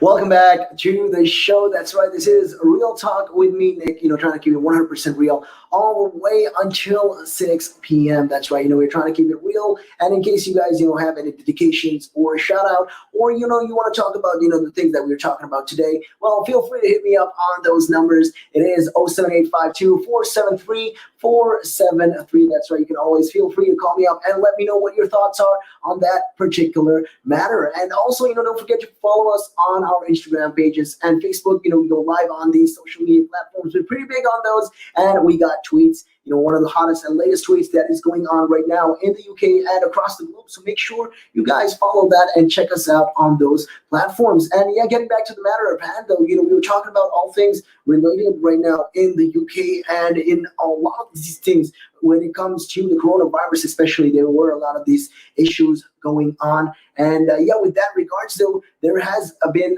travel bans, and like I said, to Portugal, where you can't, not rather travel bans, rather it's gone from the green list to the amber list. When you take that into consideration, there has been concerns, with people who want to travel, and they are wondering what is going on, what's happening with foreign travel at the moment. Can we travel to these countries? Is it allowed? Is it possible? And what are the countries that we can travel to? So international travel at the moment is being restrictive. If you look at the situation right now going on in the UK, there is a lot of debate and a lot of criticism also from people who are saying that the government's recent planning of changing the Portugal status from a green list country to an amber list country was poorly handled. So international travel for non-essential reasons, like going on holidays, has been legal since the 17th of May. So that's right. But with few countries on the green list, the destinations where travelers can go without any kind of quarantining are few in number. So right now, the government has always said that international travel will be limited. They did tell us, they did inform us, and they did let us know, okay, this is the situation. We're going to make sure that traveling is going to be limited when it comes to this regards. And while the government has always said that international travel would be limited, the travel industry had not foreseen that the list would be so limited as it is, particularly now that, especially with COVID, with Portugal being moved down from the green list to an amber list country. It just shows that the list has come down even more, and that's a problem. So what could get the travel going, and what are these roadblocks right now? What are the problems? Well, the number one problem as of yet is the COVID-19 virus, the pandemic, right? That is correct. Although there has been vaccines going on, there has also been variant cases. So the government is concerned about importing new cases into the UK, and the biggest concern is that tourists could bring in a vaccine-resistant variant that would, render the vaccination efforts useless and endanger public health. So that's what they're worried about right now. They're worried that one of the first and foremost worries of the UK is the possibility of this, getting a vaccine and being resistant to the virus, but then the virus gets resistant to the vaccine. That's like a double blow right there. It's like, oh, surprise! Well, you thought you could kill me, but not really, and I'm back for you. So that's the kind of thing, that is going on in the UK, and not only the UK, across the globe. And this is why the UK is taking this initiative. If you think about it, why the reason why they want to avoid a virus rather becoming resistant, because that is gonna cause a hell of a lot of problems. There's gonna be more problems than you can even muster. And the problem related to that is when it comes to the vaccine right now, we can attack a particular set of viruses and particular variants. For one instance, we have the South African variant, then we have the Kent variant, and then finally we have the Brazilian variant as well. So these are the vaccines are attacking these particular variants, and then now we have the Indian variant, which is the Delta variant, and then there's concerns, of that not being as effective as these other vaccines, and that's a problem right there. And when it comes to that, also the worry is mutation and the vaccine possibly becoming resistant to all of these, to all of these vaccines. So that is of concern, and this is why the government right now is shutting down its borders to a lot of these countries. So with that in mind, though, the difficulty is working out when a variant, or in Portugal's case, a mutation, is significant enough to change a country's traffic light status. So is it when it's classified as being of concern, of interest, or just when it's identified in the first place? So this also went on to talk. Dr. Bharat Pakhania, the senior clinical lecturer at University of Exeter's Medical School, says the move from variant of interest to variant of concern has never been properly identified as the parameters to look at. So he went on to say that they mostly all start off as variants of interest and become variants of concern when they display activities and properties of being more infectious, severe disease causing, and bypassing the current vaccine. So that's when a particular virus, a variant of this virus, becomes even more dangerous, when it can bypass all of these things and become even more stronger. So the current protection that we have, render it useless. So that's the problem. This is what he's trying to say is, it starts off as a virus of interest, and then it becomes a variant of concern when it can do this, when it can cause severe disease, and it bypasses the current vaccines that we have, and it is even more infectious. That's when it's going to be a problem. It's going to raise a concern. But where is that line drawn is very important right now. So particularly if the vaccine identification of the variant or the mutation is enough to move a country from one level to another. So some in the industry think the government is being too risk averse. So they're saying, okay, the government is just being a little too goody two shoes, and they're trying to, they're playing it too safe. We don't think playing it too safe is good for the country. But then there is reasons, when you think about this, a lot of the airline companies also are complaining. So a Budget Airlines boss, Steve Heapy, said there's talk of a new variant and everything just shuts down. And is that how it's going to be moving forward? That's their concern, and they're trying to address this, and they want to know, what is the government's play in this? How will they play into this? How is this all going to play out is the question. And if it is, then they're trying to defeat Mother Nature, because viruses do have variants all the time, and that is also, with that regard, it's also true. So these are just some of the things, like a lot of these industries are very disappointed with that fact. And a spokesperson from the Department of Transport said, we've always been clear that protecting public safety's health is our priority, and that if decisive action was needed, it would be swiftly taken. So this is one of the decisive actions that they have done, and this is the swift action that they've taken to make sure and to ensure that the people don't fall into any kind of risks. And will islands reopen is another question that a lot of people also have been questioning on about. Well, the industry had hoped that while mainland Greece and Spain might not yet be on the green list, at least some of Spain and Greek islands would be. And they're saying, okay, maybe a bunch of these islands in Spain right now are not open as of yet, but hopefully this will change soon as we go by. And the island policy was used last year, and Transport Secretary Grant Shapps said in April that it was something his department wanted to consider. So right now they're saying we are considering doing this, and we want to make sure that this, we want to ensure that the people are safe, and we want to also open up the borders a little bit at least to give a little people something to breathe, something for people to do, and take a breath about with this regard. So let's see how it goes. And they are saying that there are difficulties with looking at individual islands, apparently because of their size. So these islands are not small islands as well. So there is also problems like that. Maybe it could be even a tiny island. Well, that will also raise concerns. So their healthcare facilities are limited, and they can provide what they can and no more, says Dr. Pankania. So he went on to say that there could come a time when a British holidaymaker is told, wait, we have Spanish people here who are sick, and they could take priority leaving holidaymakers stuck.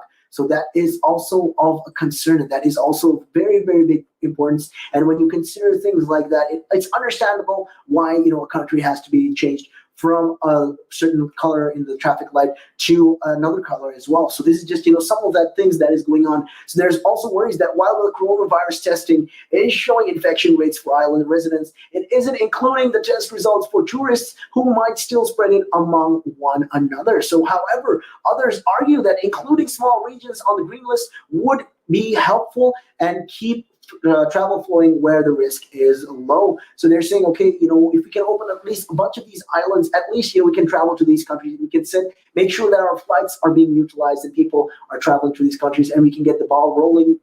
Money coming back into the country is the thing what they are saying, and they're suggesting right now to the government. But that is also a sore point. This, how is this list decided? Well, this is a very, very difficult point with the travel industry, which says it doesn't understand what tips a country between the different colors. They don't really understand how the travel industry does not have a clue what makes a country red, amber, or green. So they are saying, okay, we want to know how this works. What makes a country from green become amber? With the situation right now, for example, Portugal. How did Portugal, from a green list country, become amber-list country? That's what we want to know. And while the government has laid out criteria like vaccination rates, virus levels, variants, and the quality of genomic sequencing offered by a country, it hasn't set out exactly what level of each leads to a move up or down the list. So Mr. Heapy went on to say that we can't plan what we're doing, and we've either got to assume all the destinations will be green, or none of the destinations will be green, or use a lottery machine and try to work out if it is in the absence of a structured methodology. So this is what they're trying to talk about. And they're saying right now, we don't really know how it works. And they want a kind of instruction on how this works, maybe a flow chart or a pointer or something that is what they want to know right now. How can we make this work? We want to make travel back and forth to these particular countries safe. And at the same time, we want to know what are the risks. So if this country is green list, what can make that country from a green list turn into an amber or possibly even a red list, God forbid. But that's, some of the things that they want to know. And this isn't just a decision about other countries' data as well. So ministers are being given recommendations by the Joint Biosecurity Centers about other countries' positions. So they also weigh up other issues too, like the UK's health situation or practicalities of putting a country on the red, amber, or green list. And this is still a political decision. So what are the other countries doing? There's nothing in the government's guidelines about international business travel or taking what other nations are doing into account. So when deciding whether to put a country on the green list or not. So these are also some of the concerns that they are trying to voice out, and they want to see the other thing as well. Like yesterday, transatlantic airline bosses came together to put pressure on UK and US politicians to reopen flights between the UK and the US for business and for leisure travel. Well, they wanted to open these pathways, transatlantic way for leisure and for travel. But, they want to see the U.S. President Joe Biden and Boris Johnson commit to announcing a travel corridor at this weekend's G7 meeting in Cornwall. So there is no doubt, that the time is of the essence for these airlines whose finances have been stripped by a year with minimal passengers. And, a lot of these big airlines are talking and they're saying, right now they're all coming together. They're saying the competition is coming together and they're trying to speak with one voice. And the European Commission also has announced that its EU digital COVID-19 passport will begin on the 1st of July and may also be issued to non-European travelers, including visitors from the UK and the US. However, European nations are also already beginning to welcome their travelers as well. So Spain, which is on the amber list at the moment, started allowing British travelers to enter without the need for a COVID test or vaccination certificate from Monday. So you could visit Spain, but you still have to quarantine on your return. So you can go to Spain, you can visit Spain, you can do whatever you want in Spain. But at the end of the day, when you're coming back home, well, buddy, you will have to undergo these tests. So these are just, some of the things that you will have to be doing. And with that being said, we're going to be taking a real quick break, and we will definitely be right back after this. And taking a look at your time right now, though, it is 5 o'clock on the dot. Good evening. Again. But now, if you say to a child, if I went up to a child and said, you've had one to forget, God, there'd be an inquest. Me, why did you reject my son? Well, I haven't rejected your son. I want to talk about, how the generation gap, how much has changed, especially when you check the youth nowadays in comparison, to people back in the day. When you think about it, how people were, how do you say this, more disciplined, I'd like to say. I'd say when I was younger, it was more disciplined. Not now. In comparison to now. Not at all. Not now. The way things are nowadays, the younger generation, you seem that they can't accept the word no. If that makes sense, they can't accept rejection. Essentially, is what you're trying to say. Yeah, they can't accept the word no. So if you, how did I do? Or you didn't do very well, they get upset. And when I was a youngster, my father used to say to me, because I used to be sport mad when I was very young. Well, I still am sport mad, but like participating in different sports. And if I had a bad game, for example, he might say to me, you had one to forget. That's it. Yeah, that sounds like a smart guy. I mean, damn, that's the real fact of the matter, yeah. He said to me, you had one to forget. Get over it. And that was it.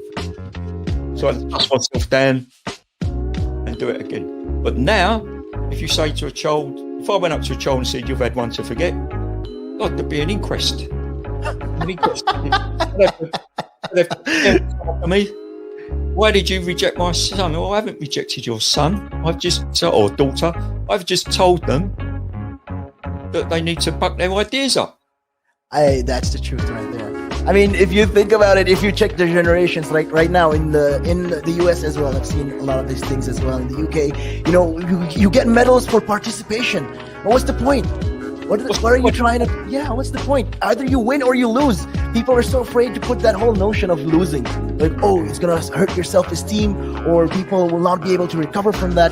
So it reminds me of this interesting story as well. When you think about it, back in the day, my dad used to tell me how our granddaddy, you can see, like, I'm part Sri Lankan as well. So my granddad from Sri Lanka, he was a farmer. He started off as a farmer.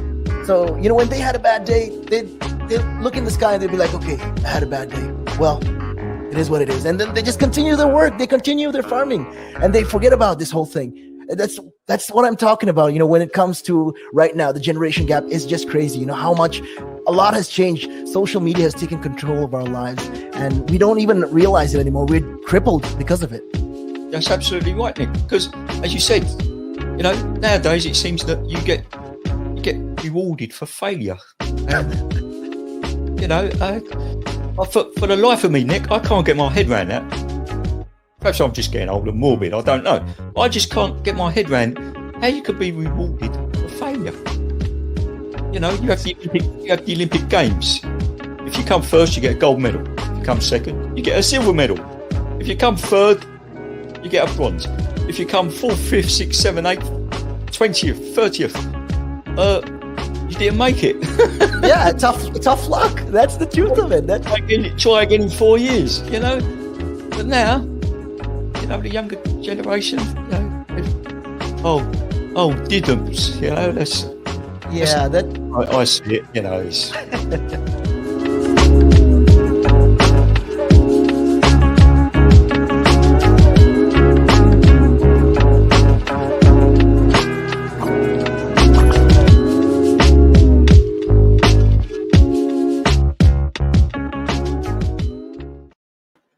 Welcome back to Relax Radio. This is me, Nick, giving you company all the way on Real Talk. That is right. We're going to give you company all the way until 6 p.m. So right now, the thing is Euro 2020. I know the vaccine is going on right now. We're talking about all these vaccine travels and travels in the country, and all of these issues with this regard. And with this regard, there's a lot of these issues as well that is being going on. And England's Euro 2020 group games at Wembley Station will be the first sporting event at which vaccine passports will be used in the UK. So, UEFA says UK-based ticket holders aged between 11 or over can show proof of full vaccination. So, in case you guys want to go for this event, well, you have something to look forward to with that.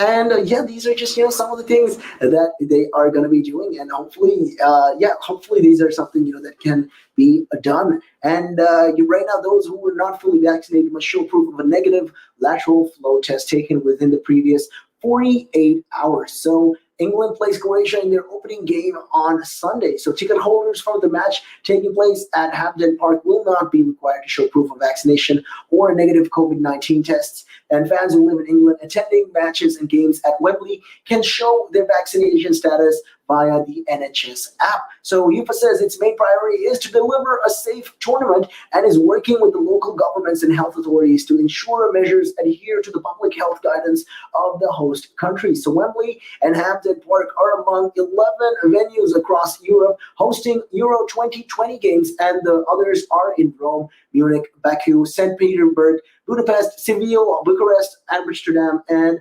Copenhagen. So Wembley will host a maximum of 22,500 fans. That is 25% of its capacity for England's Group D fixtures against Croatia, Scotland, and the Czech Republic. So the stadium is due to be hosted at the last 16 tie, as well as the both semi-finals and the finals. So these are the things that is going on right now. And like I said, Wembley is also going to be one of those places that will be using the vaccine passports. So you can see that the step with regards to the vaccine passports right now is growing, and a lot of these events and tournaments are going to be starting to use a lot of these vaccines as well. A lot of these when it comes to the digital vaccination as well. And like I said, a lot of people have not been super on board with this, and they've had concerns, they've had issues with regards to this, and it is a problem. And these are just concerns that people want to know about. Like, are we going to be will this affect us in the future is the concern when it comes to these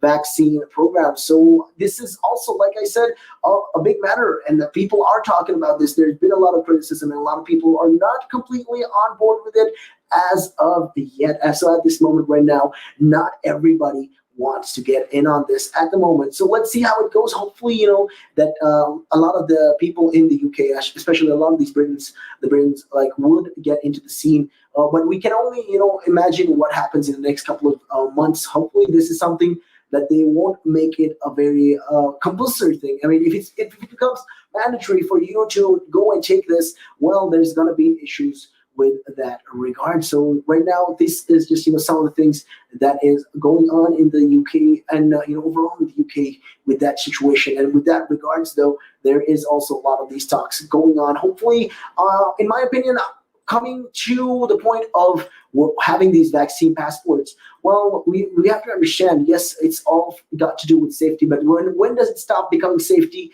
and more becoming power? And that is also something, people have been talking about and are being very concerned. And they're very concerned about it, with that regard, particularly with that regard. So, we can only see what is going to happen as it goes on. So there's just, some of these things that is going on in the UK right now. And with that regards, though, there is also, a lot of these talks going on in if you check things that is happening in Scotland. Well, it's right now soft play owners are planning to legal bid to allow reopening. They want to be reopened again. So these business owners in the soft play sectors are threatening legal action over lockdown restrictions which stop them from reopening. So every center in Scotland was closed at the start of the first lockdown in March 2020 amid concerns about the spreads of the COVID-19. So some have reopened as parts of Scotland moved down to level 1 restrictions, but many remain closed and many are angry and are frustrated. So with the industry warning the sector will be no more if the trading does not resume soon. So if it doesn't resume, well, there's going to be problems with that. And the Scottish government has said that with all of its infection prevention measures, the restrictions will only be in place as long as is necessary. So with that regards, we have to understand, I understand businesses. A lot of these businesses are not quite on board and are not super happy as of yet, and they want to know, okay, when are we going to open, because they've been closed since last year, and that is of concern, and that is a matter that they have been talking about. And it's understandable, like many of these people, why they want to get back into it. And businesses are failing, and it is it is a problem with that regards. It's a problem for a lot of these businesses to stay afloat. It's been almost a year now that they've been closed, and that is very frustrating for a lot of these companies and businesses as well. And the Scottish, like I said, owners now say they want the government to publish scientific evidence that soft plays are unsafe to open. So they will stage a protest at Holyrood on Tuesday and are consulting lawyers over a potential judicial review of what they see as unfair treatment. So Darren McGrosh, a member of the Scottish Soft Play Owners Management Group, said that despite talks with the government over the last 15 months, no science has been produced showing why soft plays are more high risk than other leisure activities. And they went on to say that nobody can give us the reasons that we are more dangerous than a trampoline park or a 10-pin bowling. So we accept we have to be at a reduced capacity when we're operating, and our cafes operate just the same as any other cafe in hospitality. So there's obviously a discretionary fund available. However, when you divide it amongst all the sectors in need of support, it doesn't net down to very much at all. So these funds are not a replacement for them, being open and you've not traded for almost a year and a half. These little scraps are not good enough. So last October, the Scottish government announced firms would receive grants of up to £15,000 to help them cope with the exceptional circumstances of this pandemic. So the packages, which are also available to nightclubs, are linked to firms' rateable value. So, however, Sarah Davidson, who owns the Wheel of a Time Centre in Shawlands, Glasgow, says she's lost hundreds of thousands of pounds and almost 10 of her staff because of the delay in reopening. And she went on to say, that bosses were at the end of their tethers. I mean, like I said, they are very frustrated at this point in time. Not everyone is quite happy with how the UK has been handling the situation. And Mrs. Davidson went on to say that this is a demand for us to be changed. And, it's into attire that reflects what we think our businesses should be. And she went on to say, if not, we want to see the actual documentation that proves that it's unsafe for us to trade. So in all of our discussions with the Scottish government, which has been going on since September of last year, they've never once been able to produce a document which clearly says why we are not safe. And taking a look at all this, the soft play in Scotland, soft play centers reopened in England in mid-August last year, but bosses in Scotland insist they have been harshly treated compared with similar sectors. So Sarah Davidson says many of our businesses are hanging by a string before they go bust, and we need to trade. We need to reopen, and they need to open back, to the government. They're playing with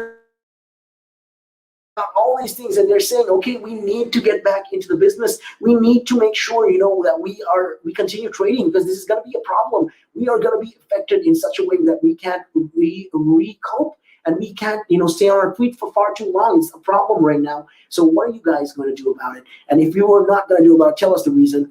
The scientific reason, to give us scientific back evidence that shows that we are more unsafe than all these other businesses as well. And she went on to say, that a lot of these companies back a year ago, before this whole lockdown, it was successful. But right now, the business is worthless, and it's not working, and it's not going out as they would like. So that's just another concern that they are having. So a Scottish government spokesperson said, "We've always said we'll be keeping plans under review and accelerate the lifting of restrictions if possible, and we will continue engaging with the soft play sector on this." So they say, okay, look, we're going to be making sure that we communicate with soft play sector. We're going to get them involved. We're giving them the money. We're giving them £50,000 allowance, just to cope with the situation. And we understand that right now the situation calls for more, but we have to understand that right now we have to protect the people, is what they're saying. And they went on to say, the industry speaker, as Nicola Sturgeon, is set to give an update on the pandemic at Holyrood. So the First Minister is not expected to announce any majority of the policy changes when she addresses the MSP. So meanwhile, a further 641 cases of COVID have been recorded in Scotland. Right now, there's been a lot of these cases going on, and most of this is got to do with the Delta variant. So a lot of these businesses want to get back into it, want to reopen, but with the situation going on, it's not as clear cut as we would like. And more than half of them were in the Greater Glasgow and Clyde and Lothian NHS areas. So no new deaths were reported though recently, although registry officers are usually closed at the weekend. So most of these registry offices are closed at the weekend. So they say, okay, right now we've not received any kind of report that shows, there's this many X number of deaths, X number of people have passed away. So overall, all in all, that is great news in a way. That is, that we're glad to see that there's not that many people that died, but although the cases have been on the rise. So this is just one of the concerns, with that regard, why we are having lockdowns, why, the country right now is better to stay local. Like I said, try to keep it local as much as possible. We want to prevent a disaster. We don't want more spreading of the virus. So, we're trying our best. The government is also trying their best right now. And there has been analysis of positive tests in the last week that show a high proportion were among children and young people. So a lot of these children and young people are going through something like this. With that reasoning, though, like I said, it just comes down to it, and there is issues with that regard, and people want to know, okay, what can we do? How do we do this? Because a lot of these businesses are being affected. They are being negatively impacted, and that is a problem, and they want to know, okay, how are we going to pick up from this? We need to pick up, because after this settles in, we want to know, will our businesses keep running? Can we keep trading? Because they want to keep trading, and it's understandable. A lot of these businesses are going bankrupt with this current situation. It's almost been a year. They want answers, and hopefully the government can give it to them. And hey, if you guys also want answers, or you just want to talk to me, well, hit me up on those numbers, 07852-473-473. That's right. You can always feel free to call me up and let me know what your thoughts are on that matter. And also don't forget to download the app from the Apple App Store or the Google Play Store to carry us all day, every day. But with that being said, we're going to be taking a real quick break, and we will be right back after this. And taking a look at your time right now, though, it is 5:16. Good evening. Again. But now, if you say to a child, if I went up to a child and said, you've had one to forget, God, there'd be an inquest. Me, why did you reject my son? Oh, I haven't rejected your son. I want to talk about, how the generation gap, how much has changed, especially when you check the youth nowadays in comparison, to people back in the day. When you think about it, how people were, how do you say this, more disciplined, I'd like to say. I'd say when I was younger, it was more disciplined. Not now. In comparison to now. Not at all. Not now. The way things are nowadays, the younger generation, you seem that they can't accept the word no, if that makes sense.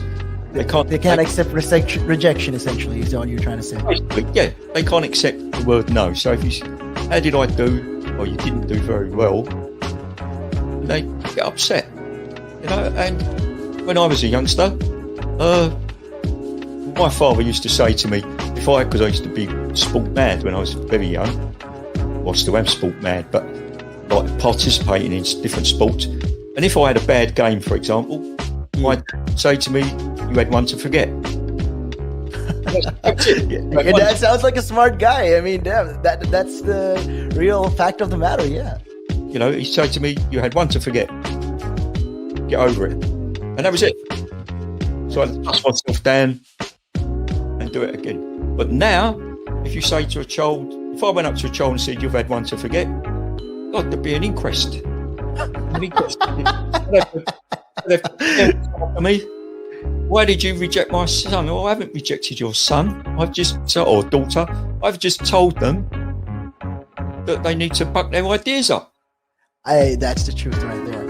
I mean, if you think about it, if you check the generations, like right now in the US as well, I've seen a lot of these things as well in the UK. You know, you get medals for participation. But what's the point? What are you trying to? Yeah, what's the point? Either you win or you lose. People are so afraid to put that whole notion of losing.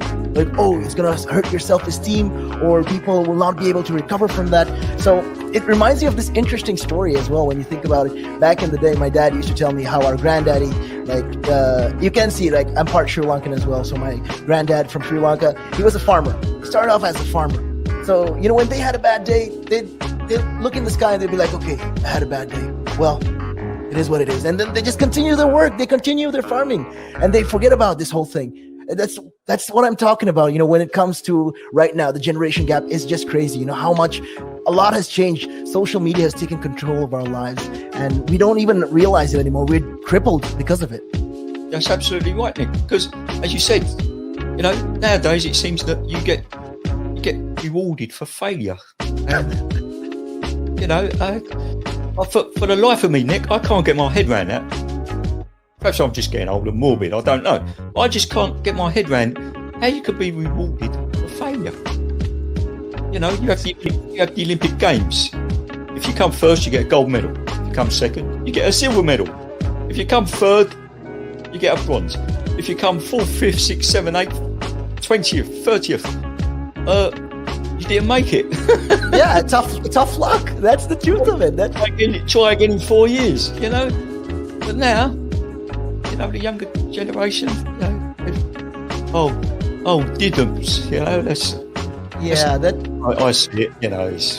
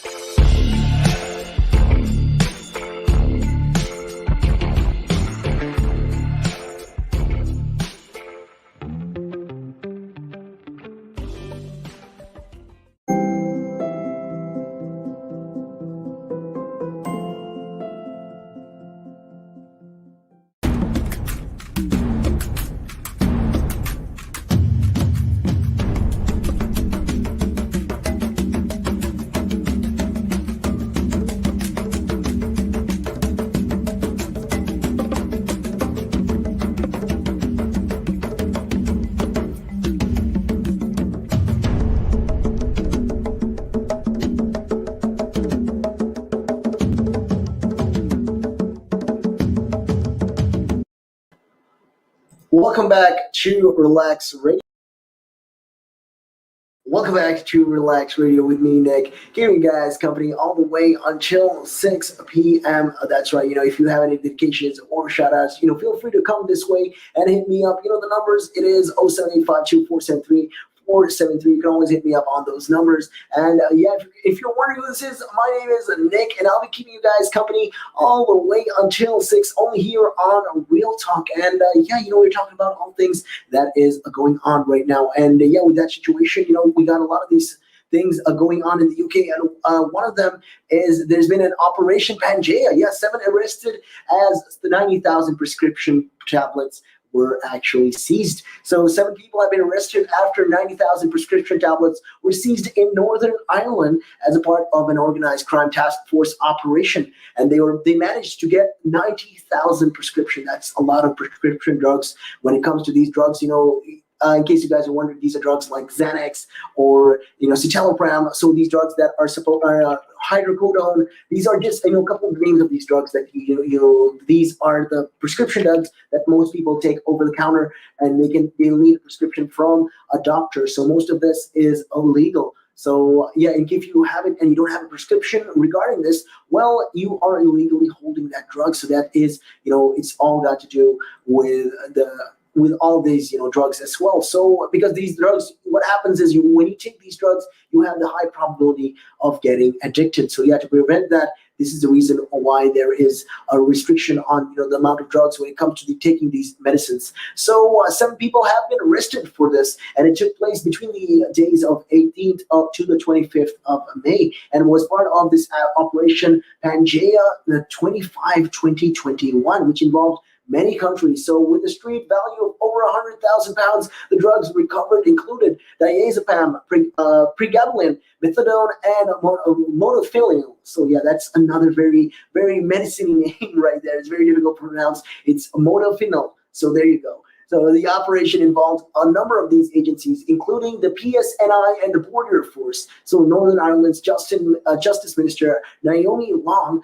who is the chair of the Organized Crime Task Force, said she was greatly encouraged by the commitment and the cooperation that exists between our law enforcement agencies and government departments. And she went on to say that working together, we can help bring to justice the criminals who prey on people's vulnerabilities and their ill health. And she went on to say also that, all too often lives are blighted by these drug addictions and criminals who line their pockets to take advantage of this drug addiction. So Health Minister Robin Schwan said the risk of the public due to illegal or counterfeit medicine is very real. So the threat is real, and with that regards, it is also a very big problem and concern. It's very concerning with that regard. So a lot of people are discussing about this, and they say that they want people to prevent this. They want to take these drugs off of the streets. And Health Minister Robin Swan went on to say, I urge the public not to be fooled by these professional-looking websites offering cut-price medicines without prescription, which could expose you to a dangerous counterfeit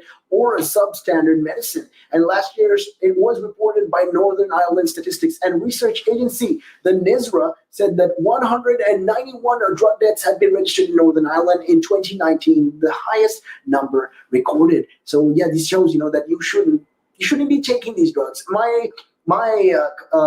Straight down to the fact, don't be taking drugs that show just because it's a little bit discounted. I mean, it's a different thing if you're trying to get the generic name of the medicine. Then it's all right to be taking these kind of drugs. But then if you're looking for the same brand cheaper in certain places, and it's way cheaper, I'm not talking about maybe a couple of pennies less, but no, it's going to be more cheaper. Maybe it's going to be that price. So this is just the issue that people have to understand. When you go to these professional sites, there is another person back there who is involved in this, and this is a whole operation. So this just goes to show, you have to watch out when it comes to these kind of counterfeit drugs, because you never know what you're putting in your body. Although it says a certain drug, diazepam, well, it couldn't be diazepam. It could be a mix of some other drug as well. So prescription drugs have played a part in a number of deaths.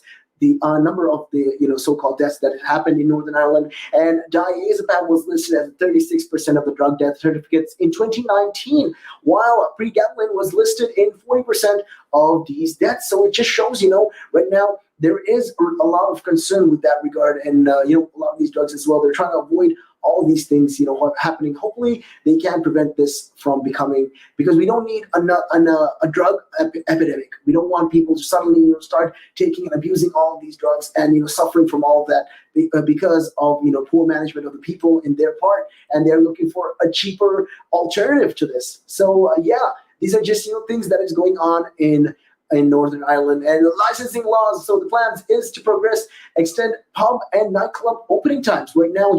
That's the plan right now in Northern Ireland. Their plan is to extend pub and nightclub opening times, and the plan is to extend the opening times for these particular sectors, which is the pubs and nightclubs in Northern Ireland, will take another step towards becoming law later on Tuesday. So the Assembly will debate legislation to modernize current licensing laws, which are 25 years old. So it aims to allow pubs and nightclubs to serve alcohol for an extra hour until 2 in the morning. That is almost every weekend. The bill also proposes removing these restrictions that exist around Easter drinking. So it is thought that the legislation could pass its final stage in the Assembly by the end of the month, with most of the changes then becoming law from October. So the proposal has been very long. It's been very long time in the making, with Stormont first putting forward changes 8 years ago. So a previous bill to change Northern Ireland's licensing laws began its legislative passage in 2016. That's right. But the Assembly collapsed in January 2017 amid a bitter row between the DUP and the Sinn Féin, who share this power together at Stormont. So this whole thing is going to be happening. They want to make sure that they can extend. They want to be able to extend these days and these opening hours as well. So the MLAs will hold the consideration stage of the new bill in the afternoon, with more than 60 amendments due to be debated. And one amendment from independent unionist MLA Claire Sugden suggests extending the definition of a place of public entertainment to include cinemas, so they can all sell alcohol on their premises. So it's understood that Communities Minister Deirdre Hargey has expressed reservations about this proposal. So her department has said instead it is prepared to carry out a 12-week public consultation on that specific matter over the summer. And she went on to say, that no consultation had been done around cinemas, and there are very few places at which a family can go and enjoy entertainment where there is no alcohol sold. So they went on to say, I do think that there is a want within the community that this is retained. On one hand, that I am willing to listen as a minister in terms of doing further consultation on this, but I don't think it is good at this point of laying legislation, of making a change that would be significant like this without doing the due consultation and seeing its impacts. And they want to make sure on the issue of cinemas and looking at that entertainment, which is very family focused, that we do more consultation on that issue. So Ms. Sugden had questioned delaying a proposal that she believed was inevitable. She said cinemas in other parts of the UK can already sell alcohol to customers, and she hoped the MLAs would support her amendment. And she said cinemas have a really difficult year with the pandemic, and anything we can do to support them can only be a good thing. But can it be really a good thing if you get drunk inside the theater? I mean, that doesn't sound like it's going to be family friendly then, because there are people who do take it to the extremes. There is a reason why we don't do that. I mean, hopefully, they will reconsider these kind of changes. But like I said, these are just some of the things that they want to do, and they're considering at this point of time. They are considering all these things, and they are planning these things, and they are trying to make sure that this comes into fruition. Only time can tell what they have in store for this. Hopefully, they can make sure that this does happen. But then there should be a limitation to amount of alcohol a person can bring into the theaters or stuff like that. So other changes in the bill also will include the extension in drinking uptime from half an hour to an hour, meaning venues can operate until 3 a.m. at weekends. So the law will also be tightened in some areas. Supermarkets will face restrictions on whether and where they can place in-store advertising for alcohol, and the current voluntary code of practice for drinks promotions will be replaced with legal requirements. So Colin Neal of the Hospitalities Ulster said there had been a number of false dawns in relation to modernizing licensing laws, and now change was tantalizingly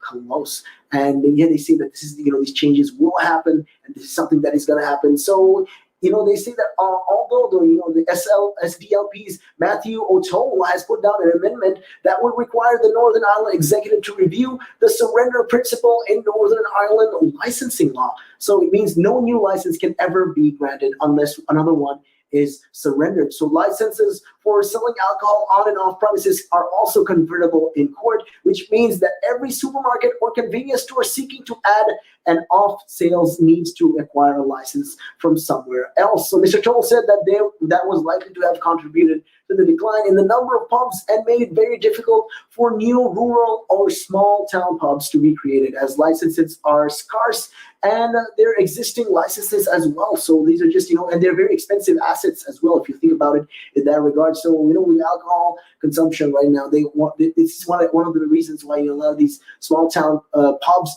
and rural spots have a difficult time, if they want to open a bar or set up a new kind of restaurant. Well, they will need a license if they're going to be selling alcohol in these places. So yeah, it just goes to show, with the passage of time, this is also going to be, it has its pros, but at the same time, it does have its cons. So yeah, what do you know? I mean, what if you have anything that you want to talk about and you want to address on this particular topic, or you want to argue and say, hey, listen, Nick, you're crazy. You don't know what you're talking about. And, I don't think you're right. Well, hit me up. Let me know. The numbers 07852 473 473. That's right. Those are the magical numbers. And with that being said, we are going to be taking a real quick break, and we will be right back after this. Again. But now, if you say to a child, if I went up to a child and said, you've had one to forget, God, there'd be an inquest.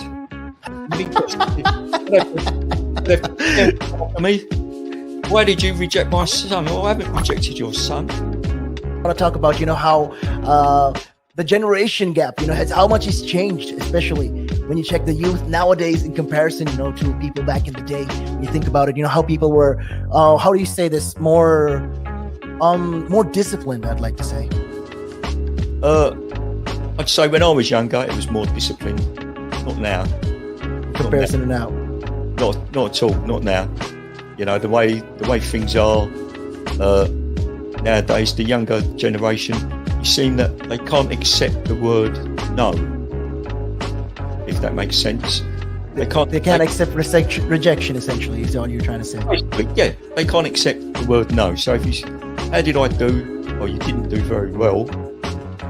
They get upset, and when I was a youngster, my father used to say to me, because I used to be sport mad when I was very young, well, I still am sport mad, but like participating in different sports, and if I had a bad game, for example, he'd say to me, you had one to forget. Your dad sounds like a smart guy. I mean, damn, that's the real fact of the matter, yeah. He'd say to me, you had one to forget. Get over it. And that was it. So I dust myself down and do it again. But now, if you say to a child, if I went up to a child and said, you've had one to forget, God, there'd be an inquest. Me. Why did you reject my son? Well, I haven't rejected your son. or daughter. I've just told them that they need to buck their ideas up. That's the truth right there. I mean, if you think about it, if you check the generations, like right now in the US as well, I've seen a lot of these things as well in the UK. You get medals for participation. But what's the point? What are you trying to? Yeah, what's the point? Either you win or you lose. People are so afraid to put that whole notion of losing. Like, it's gonna hurt your self-esteem, or people will not be able to recover from that. So it reminds me of this interesting story as well when you think about it. Back in the day, my dad used to tell me how our granddaddy, you can see, I'm part Sri Lankan as well. So my granddad from Sri Lanka, he was a farmer. He started off as a farmer. So, when they had a bad day, they'd look in the sky and they'd be like, okay, I had a bad day. Well, it is what it is. And then they just continue their work. They continue their farming and they forget about this whole thing. That's what I'm talking about. When it comes to right now, the generation gap is just crazy. How much a lot has changed. Social media has taken control of our lives and we don't even realize it anymore. We're crippled because of it. That's absolutely right, Nick. Because as you said, nowadays it seems that you get rewarded for failure. For the life of me, Nick, I can't get my head around that. Perhaps I'm just getting old and morbid, I don't know. I just can't get my head around how you could be rewarded for failure. You know, you have the Olympic Games. If you come first, you get a gold medal. If you come second, you get a silver medal. If you come third, you get a bronze. If you come 4th, 5th, 6th, 7th, 8th, 20th, 30th, you didn't make it. Yeah, tough luck. That's the truth of it. Try again in 4 years, you know. But now, you know, the younger generation, you know, diddums, you know, I see it, you know. It's,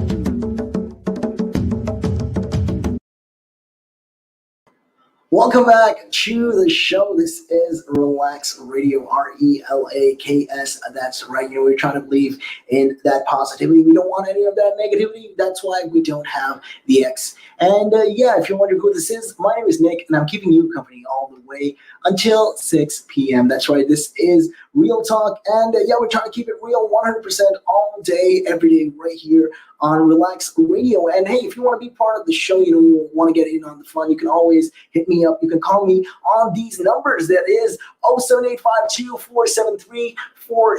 That's right. You can always feel free to hit us up on those numbers. And also don't forget, to download the app from the Apple App Store or the Google Play Store to carry us all day, every day. That's right. We're going to keep it real 100% all day. Or, if you want to listen to that gossip or the tech news, well, feel free to check us out on our social media pages. Yeah, we go on Facebook and Instagram. Also, don't forget to subscribe and like to our YouTube and TikTok channels as well. Make sure we're all over the social media platform. Make sure to check us out on those platforms. But with that being said, though, we are talking about all things related in the UK, and one of this is, we were talking about the issues of not having, holidaymakers are going to be having supply shortages.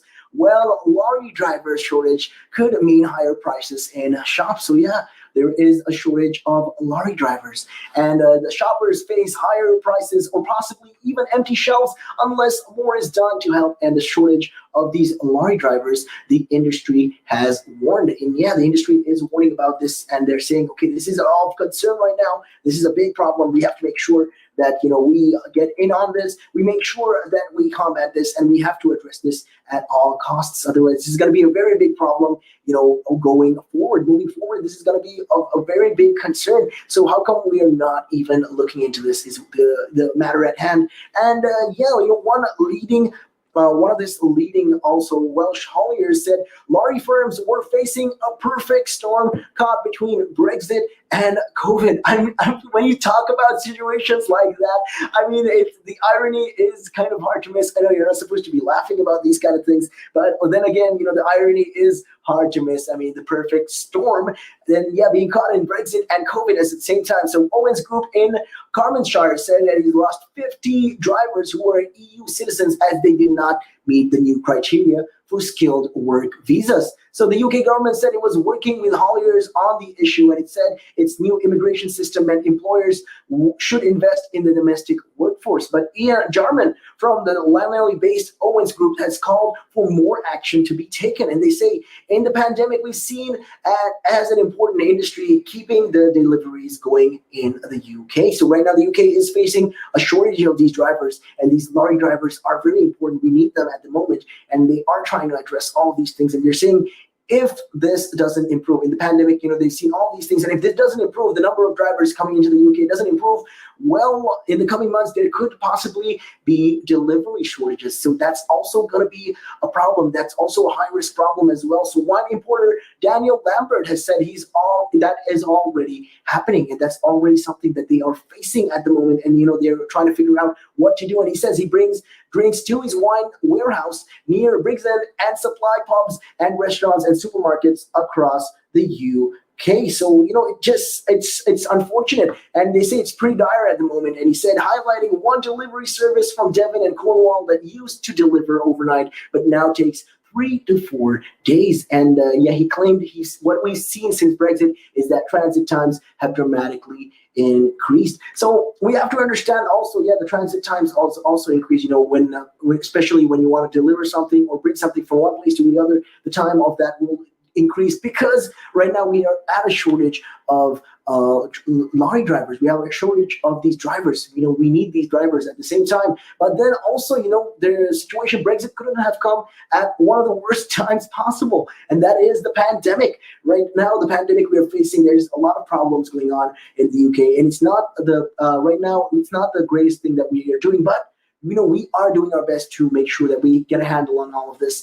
And, what he went on to say, especially Daniel Lambert, what he went on to claim is that right now they are aware of these major hauliers who has 550 containers of wine waiting in Belgium to come to the UK, but they can't because paperwork isn't right. And he said that some continental producers at a vineyard level did not realize they have to complete special paperwork to sell to the UK. And they haven't left the EU, but they still have to deal with Brexit, said Mr. Lambert. So the construction industry in Wales has said it's also feeling the pinch. There is a problem with that regards.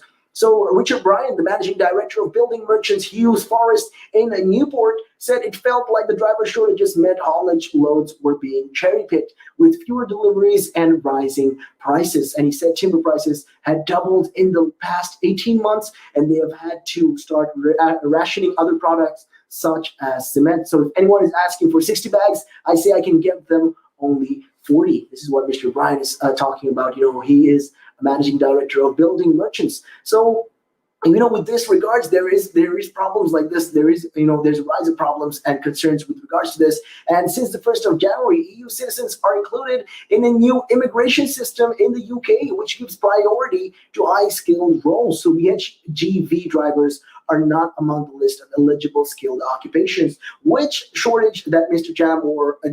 Jarman's actually worried about. And he said, standing by one of his new lorries, he said, not everyone can take that out onto the road and maneuver into places customer wants you to drive in. And he says his concerns have been echoed by the industry body, the Road Haulage Association. And he said that there were 60,000 driver shortages, and there used to be 60,000 drivers from the EU. So 60,000 drivers we required from the EU. That's crazy, right? That shows how much of our workforce is lacking. British workforce is lacking. And they added, about 30,000 HGV driving tests were lost last year because of the COVID. And because of COVID right now, Chief Executive Richard Burnett has warned the UK government its COVID recovery plans will be hit if we don't do something soon. If we don't take action right now, well, there's going to be a problem. And the Home Office also said its points-based immigration system said employers should focus on investing in our domestic workforce, and especially those needing to find new employment rather than relying on labor from abroad. So these are just some of the things that they are addressing as they are going about this whole situation. Right now, like I said, we are at a shortage of drivers. So 60,000 of these drivers were coming from the EU. So we can cover that. They're saying right now, the Home Office is saying that we can cover that up with the people, domestic workforce. So why aren't we covering that up with our people? That is the question. And that does raise a lot of questions as well, when you come into the fact like that. I mean, it does get you wondering what's going on. Why are we not, doing this? Why are they not considering all of these things? And it does beg the question, though, what is the government actually doing with regards to this? So this is also of concern, like I said. This is also, going on and this is also very, very huge issue of that matter. Let's see what the government has in store, and they can find a way to cope with all of this. But with that being said, we're going to be taking a real short, quick break, and we will be right back after this.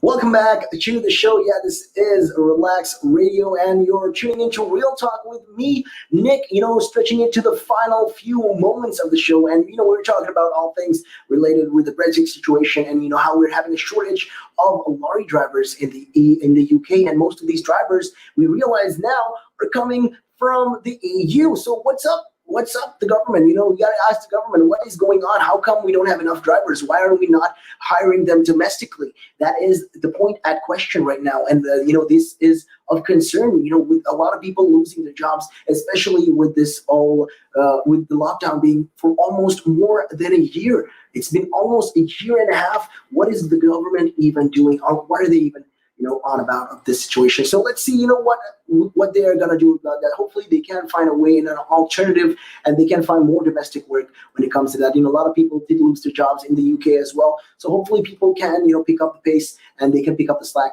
on that regards. And yeah, thinking of other things as well, COVID-related things. Well, health chiefs worry as Wales Delta cases continue to rise. So right now, the cases in Wales is rising, and health chiefs say they are concerned about the Delta variant, and they're afraid that of the possible spread across Wales as COVID rules are relaxed. And the number of cases of strains in Wales now stands at 178. That's right, 178 cases, and that is a big amount, and that's an increase of 81 cases since Thursday. So since Thursday, this is the number of cases that we've had in the country, and that is of concern at the moment. And we want to know why that's not being considered. Why we're not taking this into consideration. How much this is going to be affecting us. How much of a problem this is going to be. This is what right now Wales is talking about, and they are discussing, and they're saying, okay, we are concerned. The numbers are going to get bigger as we go along. So evidence suggests that the Delta variant, first discovered in India, is more transmissible than the previous dominant Alpha or the Kent variant. And however, there's no deaths with COVID reported for a 13-day by the Public Health of Wales. So the PHW said there's not any deaths recently recorded. And the authorities said the rise in the cases of the Delta variant, which is believed to be more transmissible, may have also been driven by increased social mixing. So it's not reporting where those cases are, but it's also said most health boards in Wales have had them. So Wales Health Minister Eluned Morgan said the Welsh government was aware of the provisions of the second vaccine doses that need to be speeded up in these affected areas. So BHW said Wales could be starting to see localized community transmission of the variant with increasing evidence of case with no travel history. So yeah, the majority of the Welsh Delta cases have been focused around a cluster in North Wales and one in South. So the PHW said it was starting to see unlinked cases in these and other areas. So yeah, you see, these are the concerns right now of what is going on. The problem is rising. It's not going to be going anytime soon. And this is of concern, and people are worried about this. And like I said, the health officials are worried about it as well. In Wales right now, they are talking about this, and they're saying, okay, this is of concern. What are we going to do about this? How do we know? We can see that the increase is likely driven because of the transmissibility of this variant. Right now, this variant is very transmissible, and we are seeing a spread of this. However, there's also been increased mixing, also contributing, to this whole transmission, and that could also play a part. So all these things, with all these things regarding the cases across Wales are currently running at an average of 47 cases a day. So the case rate in Wales at the moment, though, is a 27.3 cases per 100,000. So it was a 140th highest local authority in UK on Monday. So Swansea is the next on 19.4 cases per 100,000 people over 7 days. So Wales have had the lowest COVID cases rates of any UK nation for the past 4 months, and the Delta variant figures cover up to Monday. So an update is due again on Thursday. So we don't really know, like I said, the cases across the UK is averaging for at least 47 cases a day. So despite there's been a concern, there's not been any deaths with the COVID reported for a 13-day by the Public Health of Wales. So there's been 22 new cases that were reported, taking the total of 213,188 positive tests during the pandemic. That is the overtime in Wales right now. So the situation, like I said, is not as great as we'd like it to be. But, with the situation going on, people will have to make an extra effort, put in that extra effort and make sure you stay safe. You got to keep your people safe. And what you have to do is simple. Follow the guidelines. Make sure you don't travel unnecessarily. And, until this whole situation dies down and, it calms down a little bit, until the sea of this whole distress calms down, we got to make sure that we stick together and at the same time, we figuratively stick together, but at the same time, what I'm trying to say, literally stay apart for the meantime. Make sure you keep your social distancing so you don't spread any of that virus. So, and with that, it is about that time of the day for me to head on out of here. But don't worry, I'll be catching you guys again tomorrow, only here on Relaks Radio from 3 to 6 on Real Talk. So make sure you guys keep it locked until then. And with that, my name is Nick, and I'm out of here. Peace and